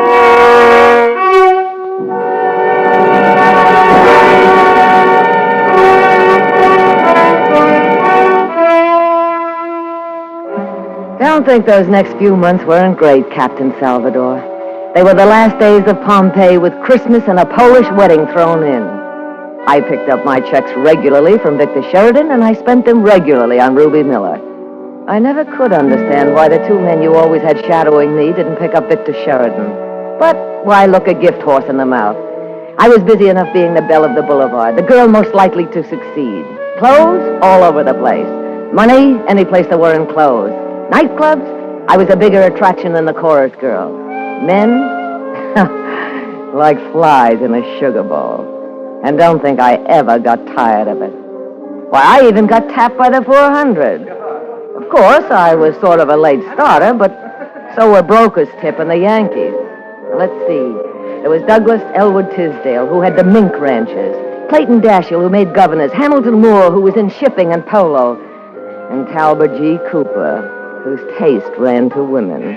Ruby, I've known girls from Bombay to Hunter. Well, don't tell me about them. I hear Kinsey's in town. No, what I was going to say was that you're the most exciting of them all. Oh, Coop, squash head. I don't come from Bombay or Hunter, so I don't have to follow the rules. Go get yourself some new material. No, I mean it. Oh, if I were conning you, I'd do it in another place, not here. Oh, cut it off. I came here for laughs. Say, who are those two people over by the window? Don't you know? Really? Look stupid. Didn't you ever read anything but Noel Coward? If I knew who they were, I wouldn't have asked. Well, come on, I'll introduce you. The distinguished-looking man lives on an inheritance, and the distinguished-looking woman lives on, memories, I guess. Hello, Coop. Nice to see you. Hello, Clint. Marie.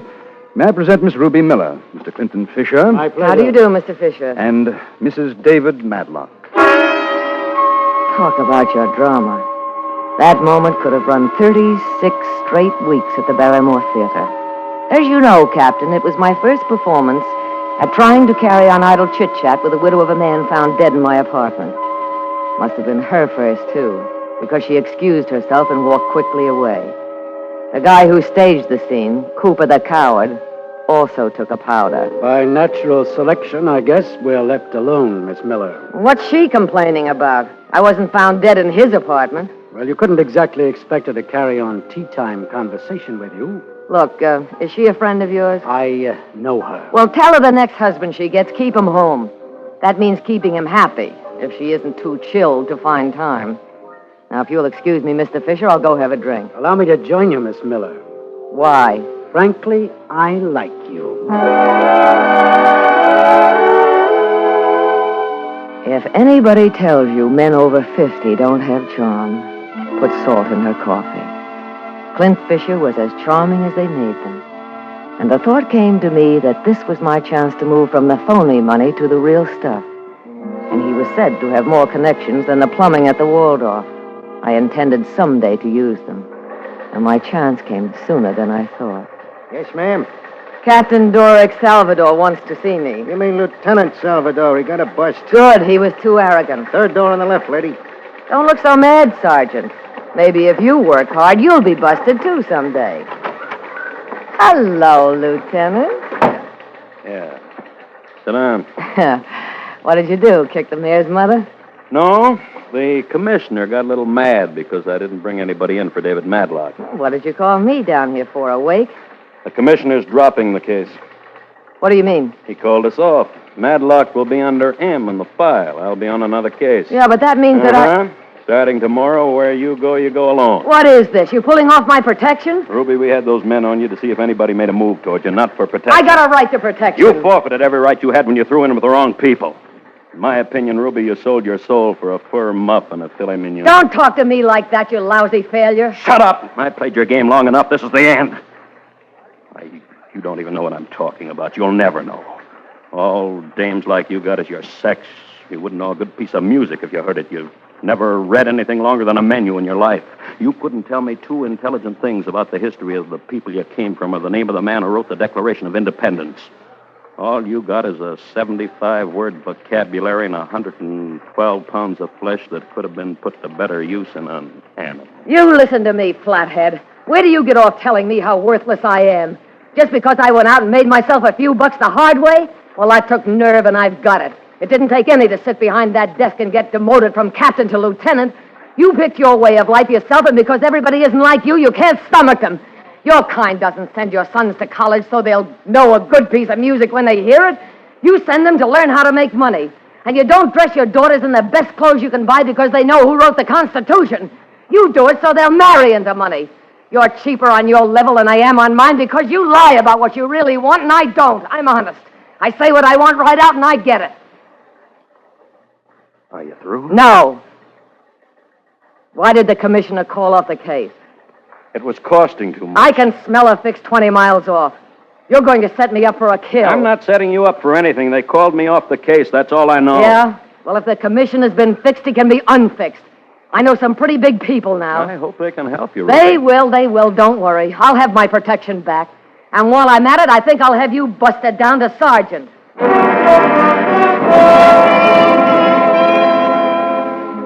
And I couldn't wait to do it to you.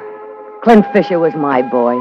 By then I had him wrapped around my little finger. He knew the skeleton in everybody's closet, and I was going to make him rattle a few. I pulled out all the stops, and he had my hero printed all over him when he said he'd see what he could do. You cops who thought you had a corner on everything, fracture me. I slipped on a negligee and cracked a bottle of champagne. And while I waited for my team to go into action... Hello? Clint Fisher, Ruby. Oh, Clint, darling. Oh, it's so nice to hear your voice. And it's nice to hear yours, Ruby. Are you all right? Oh, yes, of course. Don't worry about me. Well, Ruby... Everything's going to be fixed, Clint? Not exactly. That's why I called you. I've tried everybody in town, and I hate to say this, but there's nothing I can do for you. Absolutely nothing. Clint, you don't mean that. I'm afraid, honey, you're on your own.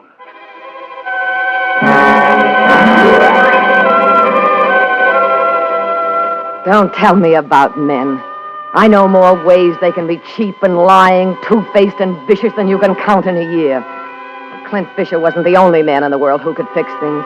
So I tried the rest of them, up and down the social register and through the moneymen and tycoons, and every one of them chickened out, every one of them. No, Ruby. Sorry, Ruby. Try someone else, Ruby. That's all I got. Don't tell me about men. Then I began to get scared. Scared right down through the little veins. I locked the door and pulled the shades and told the desk to let no one visit me. And I sat there all night. I didn't dare sleep. And half the next day, I was scared. But then I remembered. I still had an ace to play. Sheridan. Yes. Yes, Ruby. Well, what's the matter with you? Nothing. I came to make a deal. A deal, do you hear me? Too late. I won't spill. I'll never say a word, not a single word to anyone. I'll even get out of town. What are you laughing about? You. Trying to make a deal. I got the greatest deal in the world, the greatest. You never heard anything like this. Listen. I don't even know who the client is. I don't know. I never knew, never. All I know is some creep I never saw before gave me a couple of $1,000 to use the apartment for a killing. I don't even know his name. He came and he was gone. That's all I know. Believe me. Sheridan! Oh! Shot me in the stomach. Who? The client. He killed Madlock because he wanted Mrs. Madlock. She found out last night. Committed suicide. He went crazy. Thought I told her. But after shooting, I said it was you. And you don't even know him. Who is the client, Sheridan? He'll kill me. I've got to tell the police. Tell me, who is he? Oh, don't die, tell me! I ran out of that office as fast as I could make it. I didn't know where to go, what to do. I couldn't end up like Sheridan. I couldn't. Then I decided to go to my apartment, get my money, and try to get out of town. I ran up the stairs, locked the door, and stood there trying to pull myself together. And I got an idea. Salvatore. Captain, listen to me. Listen carefully. Who is it? Ruby Miller. Now listen to me. The client's after me. I know he is. The client? The man who killed David Madlock. It's just the way you said. I take everything back I ever said to you. I'm sorry. Really, truly sorry. I suppose you want Oh, protection. yes. Please send somebody. Come yourself. Take care of me. I'm in my apartment. I'm afraid to leave it. Ruby, you're a great girl for deals. We had 2 men following you and 3 men following Sheridan. We didn't find out a thing. Tell me who this client is. We'll go out and pick him Oh, up. that's just it. I don't know. Now, I Ruby. don't know. I really don't. It was all above. They thought I knew, but I didn't. I don't know a thing. I played it for what I could get, and it worked. Now, you don't expect me to believe that. You've got to believe it. You've got to. I don't know who he is or where he's coming from, but I know I'll be killed. You're lying, Ruby. When you're ready, tell me the truth. I'll give you what you want. Goodbye. Don't hang up. Don't, please. I'll be killed.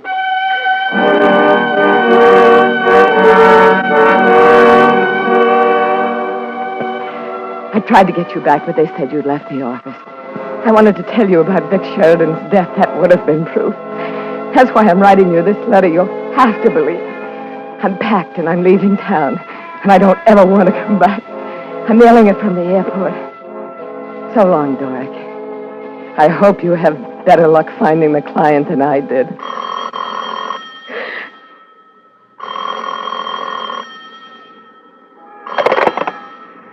Hello? Are you all right? This is Salvatore. Oh, yes. We just found Vic Sheridan. I'm sorry, Ruby. Sometimes my personal opinion of people gets in the way of my badge. We'll be over there in a couple of minutes. Oh, thank you.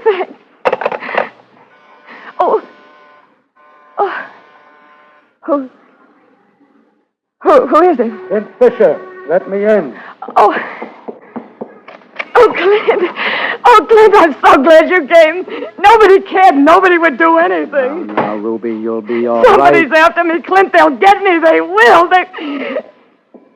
Clint,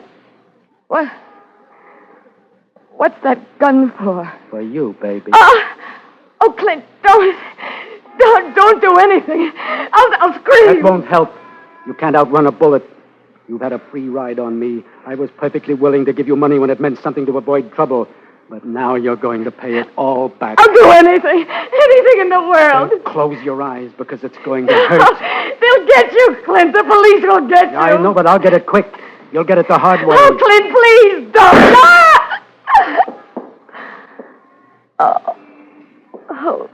Hold me. Hold me up. How does it feel, Ruby?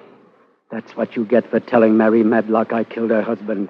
Mary was the one thing I wanted. I killed to get her, made it as sordid as possible. Girl's apartment and all, so she'd forget even his memory. And after all the dough I paid, you had to tell her. I didn't tell her. I didn't even know who...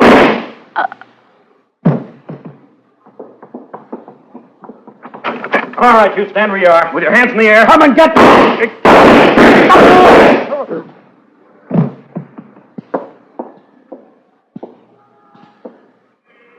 Hey, will you look at that? They're lying on the same spot where Madlock was killed. Yeah. The wages of sin.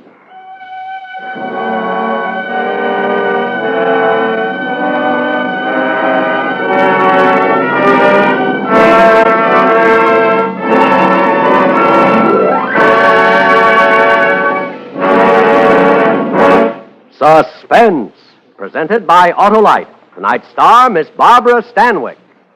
The north wind doth blow, and we shall have snow. And then what will old Wilcox do? He'll sit in his car and drive near and far in winter-long comfort. Will you? Well, you will if you have your car tuned up and winterized by your neighborhood Autolite spark plug dealer. And remember, Autolite makes more than 400 products for cars, trucks, planes, and boats in 28 plants coast to coast. These include complete electrical systems used as original equipment on many of America's finest cars. Generators, coils, distributors, voltage regulators, wire and cable, starting motors, and electric windshield wipers. All engineered to work together perfectly as part of the Autolite team. All engineered to give you unexcelled Autolite service. Don't accept electrical parts supposed to be as good. Ask for and insist on Autolite original factory parts at your neighborhood service station, car dealer, garage, or repair shop. Remember, you're always right with Autolite. Next week on Suspense, Mr. Richard Widmark, a star of Too Hot to Live. And in weeks to come, you will hear such famous stars as Herbert Marshall and William Holden, appearing in tales well calculated to keep you in suspense. Tonight's suspense play was produced and directed by Elliott Lewis, with music composed by Lucien Morawek and conducted by Lud Gluskin. The Wages of Sin was written for suspense by E. Jack Newman and John Michael Hayes. Miss Stanwyck may currently be seen in the MGM picture To Please a Lady. And remember, next week on Suspense, Mr. Richard Widmark in Too Hot to Live. You can buy world-famous Autolite resistor or standard spark plugs, Autolite stay-full batteries, Autolite electrical parts at your neighborhood Autolite dealers. Switch to Autolite. Good night. Motorists, be prepared to stop in time to save a child's life. When driving through school zones, watch out for youngsters at play. Save a life by expecting the unexpected from children. This is CBS, the Columbia Broadcasting System.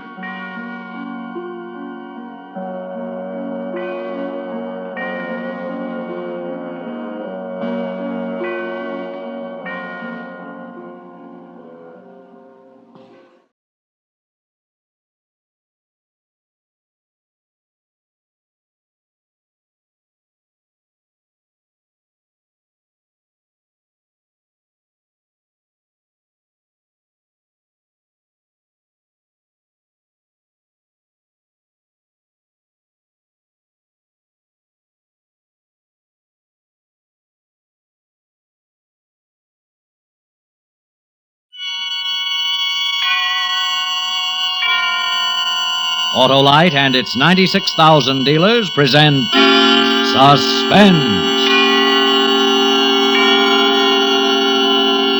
Tonight, Autolite brings you Going, Going, Gone, a suspense play starring Ozzie Nelson and Harriet Hilliard.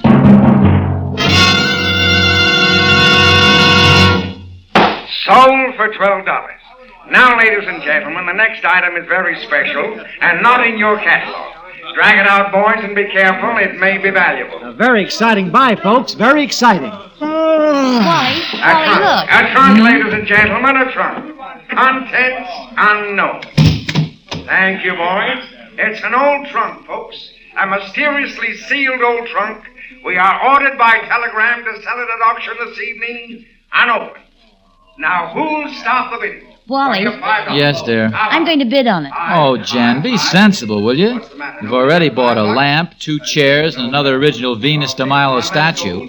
What do we want with an old trunk? I won't go over $10, Wally. $10? I should hope not. Oh, please, honey, it's got such lovely old stains, please. Might It's be a very valuable. good buy, lady. $2.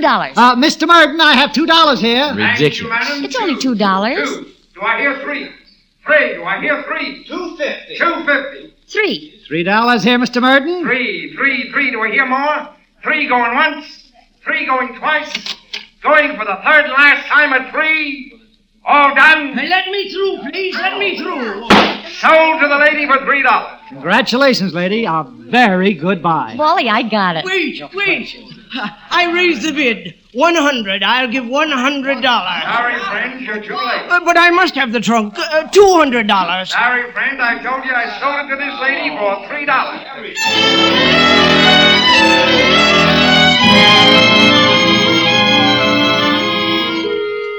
The little man who came in at the last minute and bid $200 for that old trunk didn't fool me for a minute. They'll do anything at those auctions to make people spend money on junk. They didn't fool me. We got it for $3. Well, later we went around to the back to pick up our stuff. Yes, that's ours. The statue, too, in the trunk. Right here, lady. Well, that's not the same trunk. It's newer. It's the same one, lady. No. The one you sold me was lovely and old. Look, the one you sold my wife had stains on it, and we want the one with the stains. That's right. I want what I bought. But I tell you, lady, we use the old one for a come-on. Take this. It'll make you happy. No, we want the one you sold us. Oh. Okay. Okay, sure, I'll get it. I'll be right back. Honestly, Jan, sometimes I wonder about you. Oh, you do? Well, let me tell you something. That old trunk's got something in it. I know. You know. What about that funny little man who came in late and bid $200? I'll bet he made them offers that other trunk just now. Well, honey, that's part of the act. They want to make people figure it's valuable. Next Sunday, they'll have 50 old trunks to sell. All right, you wait. You'll see. You just wait.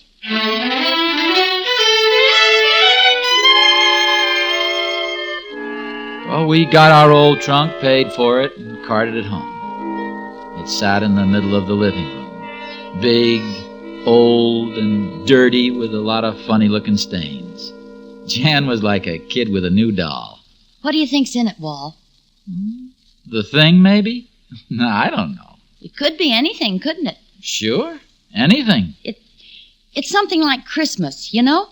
Are we going to stand here and talk about it? Let's open it and get it over. No, wait, not for a minute. I just want to look. Why do you suppose that little man wanted it so badly? It can't be the same as the other trunks they've got.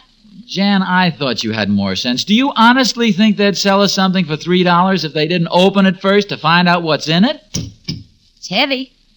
It's filled with old clothes, roller skates, blunt instruments. That's all. Wall.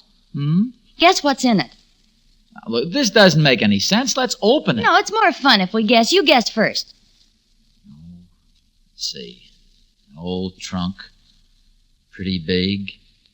A lot of peculiar stains. Big enough to put a bot.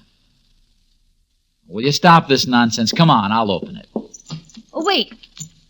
We'll open it together. Oh, the catch is stuck. I can't... Here, I'll do it. And it's stuck. Here, stand back. There. Well, go on, open it. It's yours. Doesn't it scare you? Just a bit? Scare me? Kidding?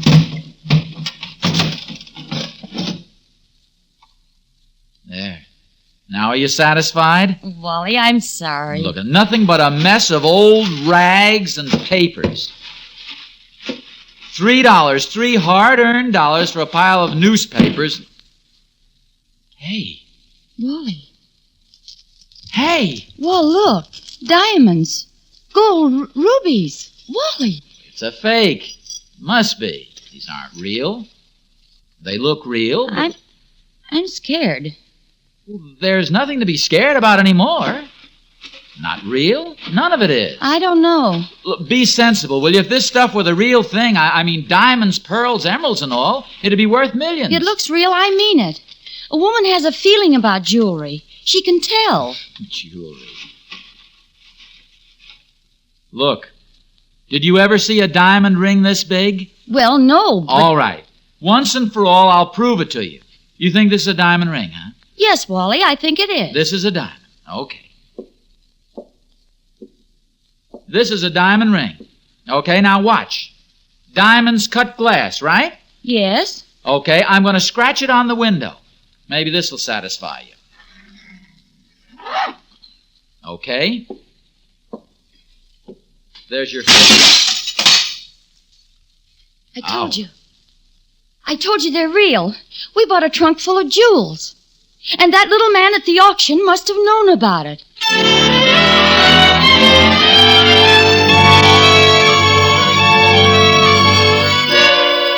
In just a moment, Ozzie Nelson and Harriet Hilliard in the second act of Going, Going, Gone.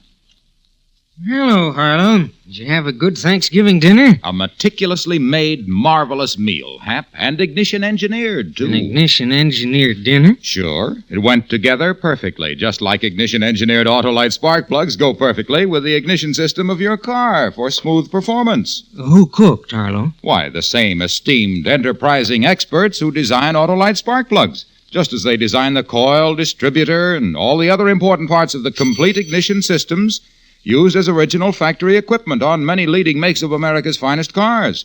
Autolite ignition engineers, of course. They cooked the turkey. No, Hap. These Autolite ignition engineers cooked the goose on poor engine performance because they designed spark plugs that are world famous for quality and dependability. Ignition-engineered Autolite spark plugs. How was the stuffing? Well, the stuffing was knocked out of my old spark plugs, so my Autolite spark plug dealer replaced them with new ignition-engineered Autolite spark plugs. Now I'm all set to desert. Mince pie? No, Hap. Set to desert the garage and send my little lorry leaping along the lane like a lustrous limousine on the loose. So, friends, have your Autolite spark plug dealer replace worn-out spark plugs with world-famous ignition-engineered Autolite spark plugs. Either the standard type or the resistor type. See him tomorrow, because you're always right with Autolite. And now, with Going, Going, Gone, and the performance of Ozzie Nelson and Harriet Hilliard, Autolite hopes once again to keep you in suspense.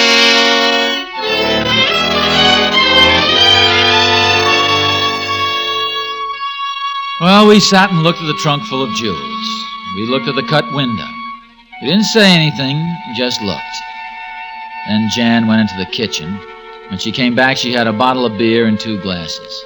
It's a funny thing about Jan. At the drop of a hat, she's got to celebrate. Of course, we had something to celebrate. About $100 million worth. What are we going to do with it? I don't know. I want to think. Maybe we ought to call the police. Why should we call the police? Supposing it's all stolen jewels. Oh, yeah. Hey! The door. Somebody's at the door. Come on, get the rags and paper back in the trunk. We'll put it in the bedroom. It's probably only Mother. Or the guy from the auction. Come on, hurry. Why, you push and I'll pull. Well, I feel as if we've done something wrong. Gotta be careful. Now shut the door. Look, if it is your mother, don't say a thing now, please. All right. How do you do? My name is Anatole Minchie. Yes? You are Mr. Pindell. Yes, that's right. You bought a trunk this afternoon at the auction. You see, I arrived too late to buy it myself. Well, that's too bad. Too bad, yes. Mr. Pindell, I'll give you $200 for it.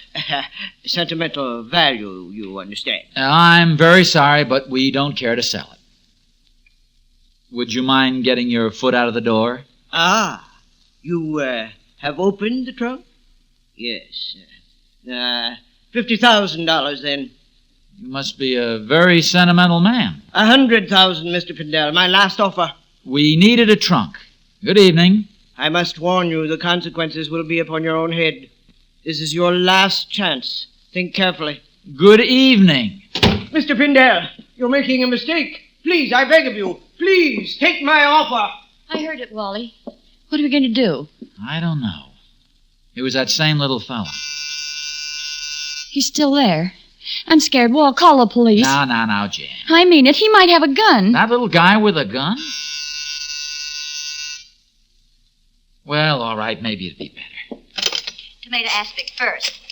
Please. Hello? Please, I'm using the phone. Do you mind getting off? Oh, I'm sorry. What's the matter? That party line. What does that woman talk about all day long? Maybe you better drive down to the police. Wait a minute, maybe he's gone.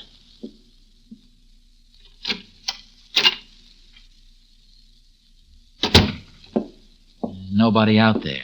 He's gone. Well, what are we going to do? What do you mean? We bought the trunk. What's in it is ours. That isn't right, Wally. We'll get into trouble. What's the matter with you? Do you want us to live on my salary for the rest of our lives? We can retire, go to Florida, even Paris, anywhere. Buy a big car, a yacht, anything. I want all those things, too, but I'm scared. That man at the door, he might be a gangster. Or a foreign jewel thief. Oh, suppose he's got other men with him.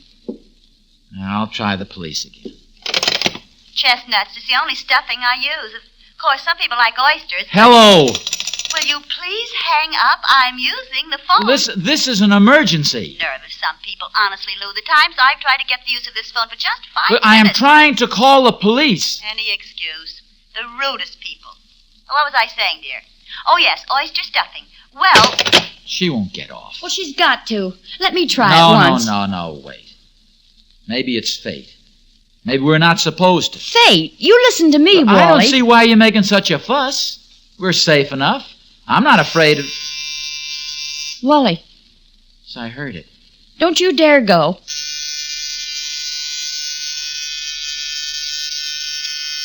What do you want me to do? I don't know, but... Maybe it's your mother this time. Who is it? I'll scream out the window for help. You can't do that. What would the neighbors think? I'm going. Wally, you be careful. Here, take the poker. Okay, stay where you are. Wally, please. Don't open it. It's all right. Stay in there. Walt? Okay, I've had enough of this. Wally!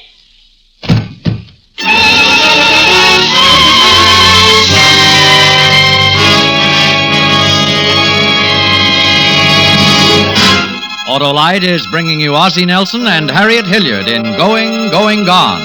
Tonight's production in radio's outstanding theater of thrills, Suspense.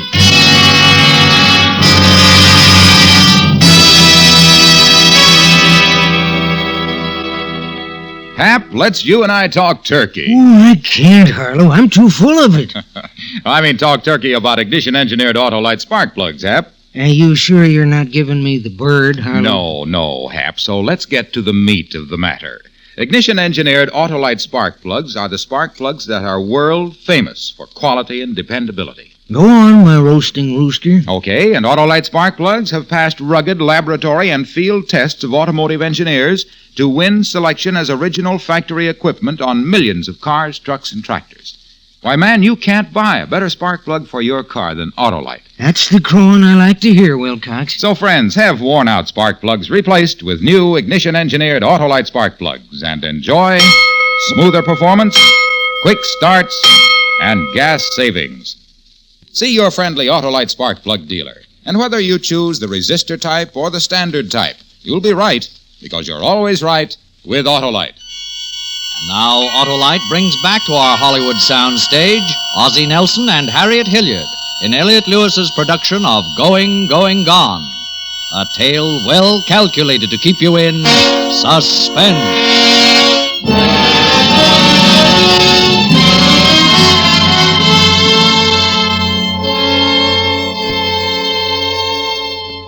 Wally, it's that same little man. What's wrong with him? Make him get up. The door. The door. Oh, yes, the door.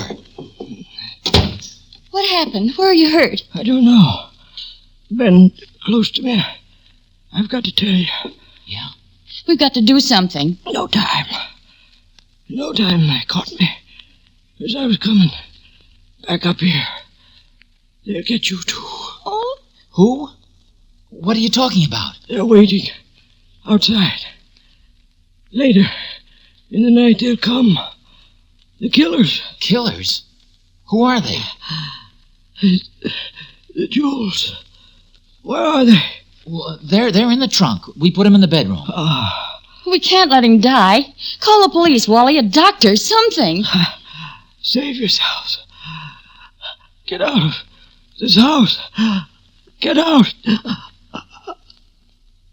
Wally? Yeah, I guess so. Poor little guy. I'm scared. Wally, what are we going to do? No. Take it easy. Nobody's going to hurt you. Everybody swinging and swaying. What? Hello? Hello? Oh, for Pete's sakes. What's the matter? Well, that old... She left her phone off the hook just for spite. She left it off. Oh, no! Hello? Hey, party line! Hey! Hey! Just wait. Next time I'm using the phone and she wants to get a call through, you just wait. You gotta think. Couldn't I scream out the window for help? Sure, and if they're waiting out there, you get killed like him. You gotta think. Wait a minute. Put out the light. I'm gonna peek out. You stay behind the curtain, Wally. Don't let them see you.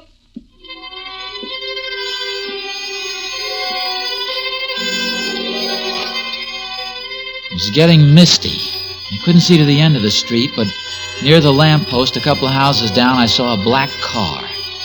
Big and long. Now, there are only 2 houses in our street. Mine and a neighbor who wasn't home. And I'd never seen that car before. Thought of what was in the trunk and what was lying right inside the front door. Man doesn't like to show it, but as I looked out, I was scared. Can you see them? No, but there's a car down there. You must be in it. Come away. No, wait a minute. What? Stay back. I can see lights. They're coming around the corner. Slowing down. She must be drunk. That's Mr. Fling. Oh, Mr. Fling, he won't be any good. He always comes home drunk on Sundays. Well, I'm going to try anyway.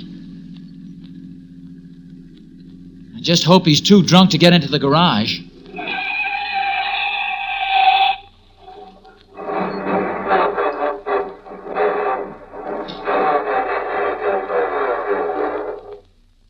Good, he didn't make it. Now, look, honey, I'm going to open the window and yell. Get down on the floor. They may start shooting. Oh, Wally.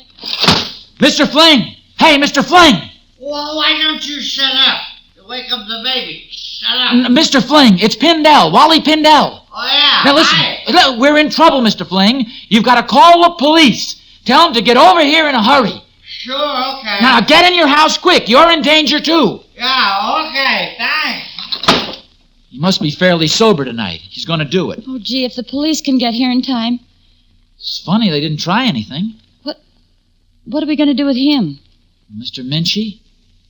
I don't know. Better put him in the bedroom, I guess. On our bed? Well, honey, he's dead. Poor guy. Look, you stay here. I'll carry him in. All right.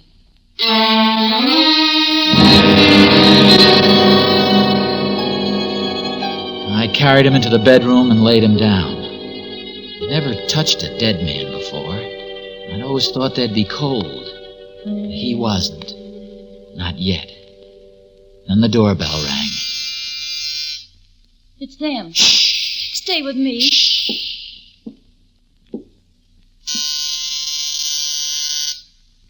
Yeah? Hey, pal. Oh, Mr. Fling. Anybody with you? Well, what have you got, a party? You want I should get a friend? Okay. No. Come on in quick. Don't push, don't pull. I told you to call the police. Police? I thought you said please come on up and have a drink. What's the matter? Somebody dead? Oh, hello, honey. Jan, go make some coffee, will you? Something, anything. Yes, Wally. Now listen. Are you sober enough to listen? Who's sober? Oh, now look. We've got to get the police. All right, Hal, let me out. Some men are outside and they're trying to kill us all. They've already killed one man. Yeah, who? Oh, it doesn't matter. Now listen, we can't use our phones, so we've got to get to another one. Oh, no. I know these wild parties. Get on my phone and call some dame in Paris, France. Oh, no. If you weren't so drunk, Now, come on, come on. Yeah, that hurts. Hey, Jan! get it out. Slap him Jan! around like What? No, he's no help. He's too drunk. Now, listen, I'm going to make a run for it. You can't go outside. They'll shoot Well, we're you. not going to stay here, that's for sure. Where's that Wally, drink? where are you going? Well, I'm going to take another look out the window. Okay. I'm going to bed. Some party. Car's still there. Good evening, sir. Oh, no, don't get up. Can't see if anybody's in it. Well, I've got to take the chance. Where do you go? Well, there's no good trying to get to Fling's house. They'd see us. I'll try the back way. If I can get to the garage, I might be able to make it to the police in the car. What about him? I don't want to stay here alone with him. Well, okay, you come with me.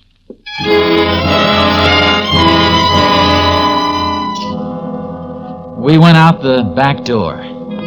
Everything was quiet, even quieter than usual because of the fog.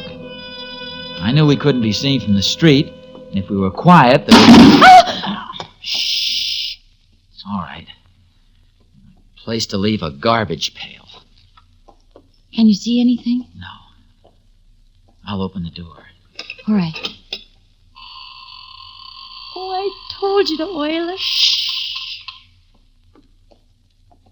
Have you got the key?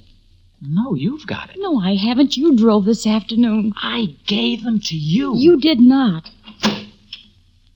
Oh, left them in the ignition. Get in. Wally, they must have heard the noise. What if they...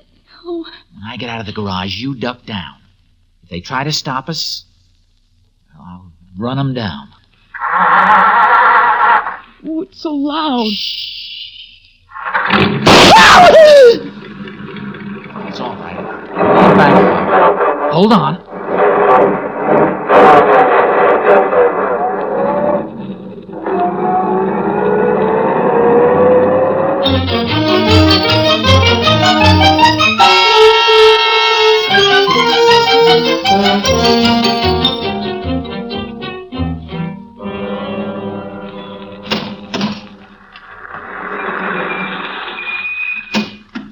Guns out, boys. Oh, Mr. Pendel, where's the black car? Here it's it is, right right- over there across the street. Well, it's gone. Hey, maybe they're... Jan, you stay here. Looks bad. The door's open. Now, you wait, Mr. Pendel. We'll go in first. Wally? I don't know yet. Guys, search the back. Okay, Sarge. Mr. Pendel! Yes, I'm coming. Who's this? Oh, this is my neighbor, Mr. Fling. He's drunk. Yeah. Where'd you say the body was? And the trunk? Well, in here, but... Well, he's gone. They must have taken him away. But the trunk is here, look.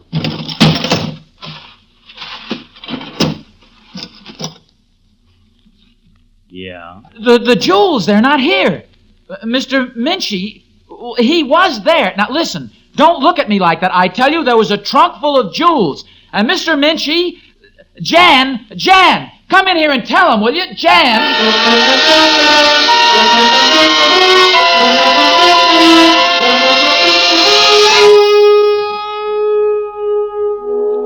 Well, that was about it.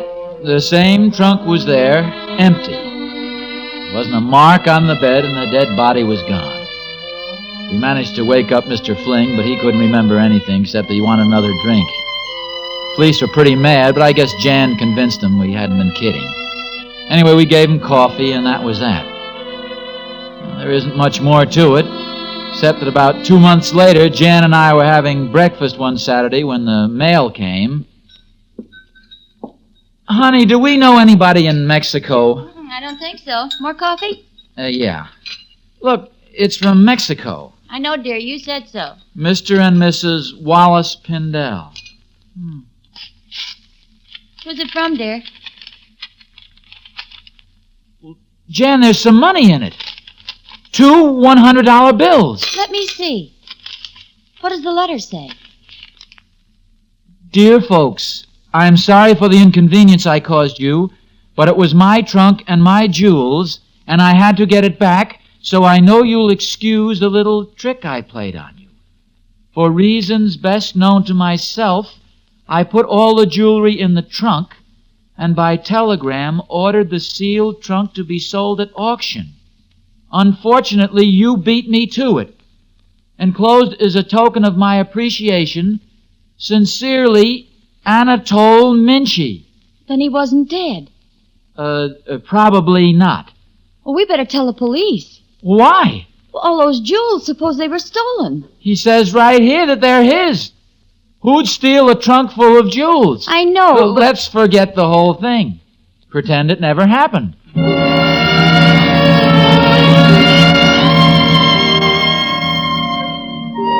But every once in a while, we're reminded of it. There's a diamond ring about as big as $50. See, I put it in my pocket after I cut the glass out of our window. Jan used to wear it to parties, but not anymore. She thinks it looks too much like a fake.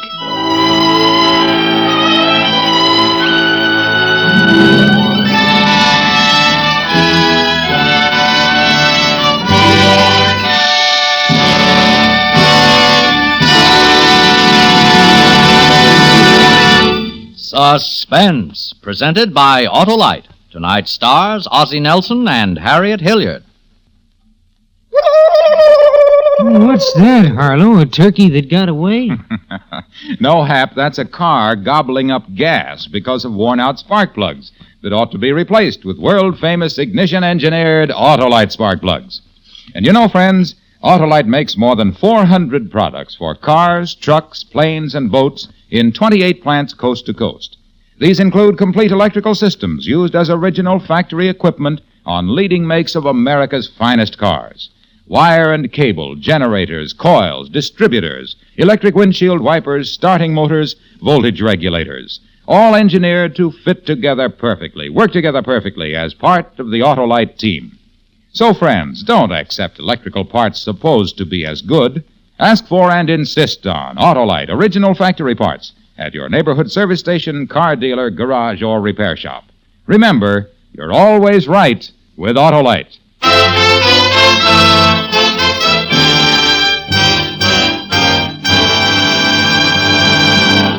Next week on Suspense, Mr. Van Heflin as star of The 13th Apostle.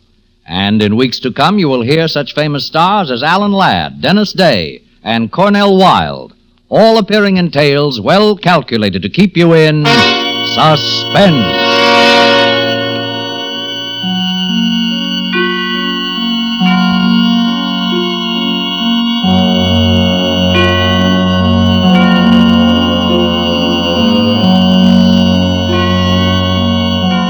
Suspense is produced and directed by Elliott Lewis, with music composed by Lucian Moraweck and conducted by Lud Gluskin.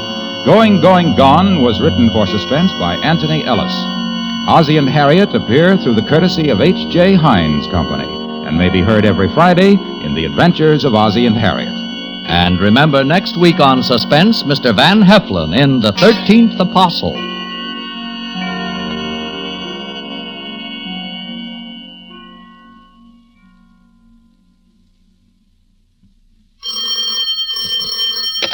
You can buy world-famous Autolite resistor-type or standard-type spark plugs, Autolite stay-full batteries, Autolite electrical parts at your neighborhood Autolite dealers. Switch to Autolite. Good night. This is CBS, the Columbia Broadcasting System.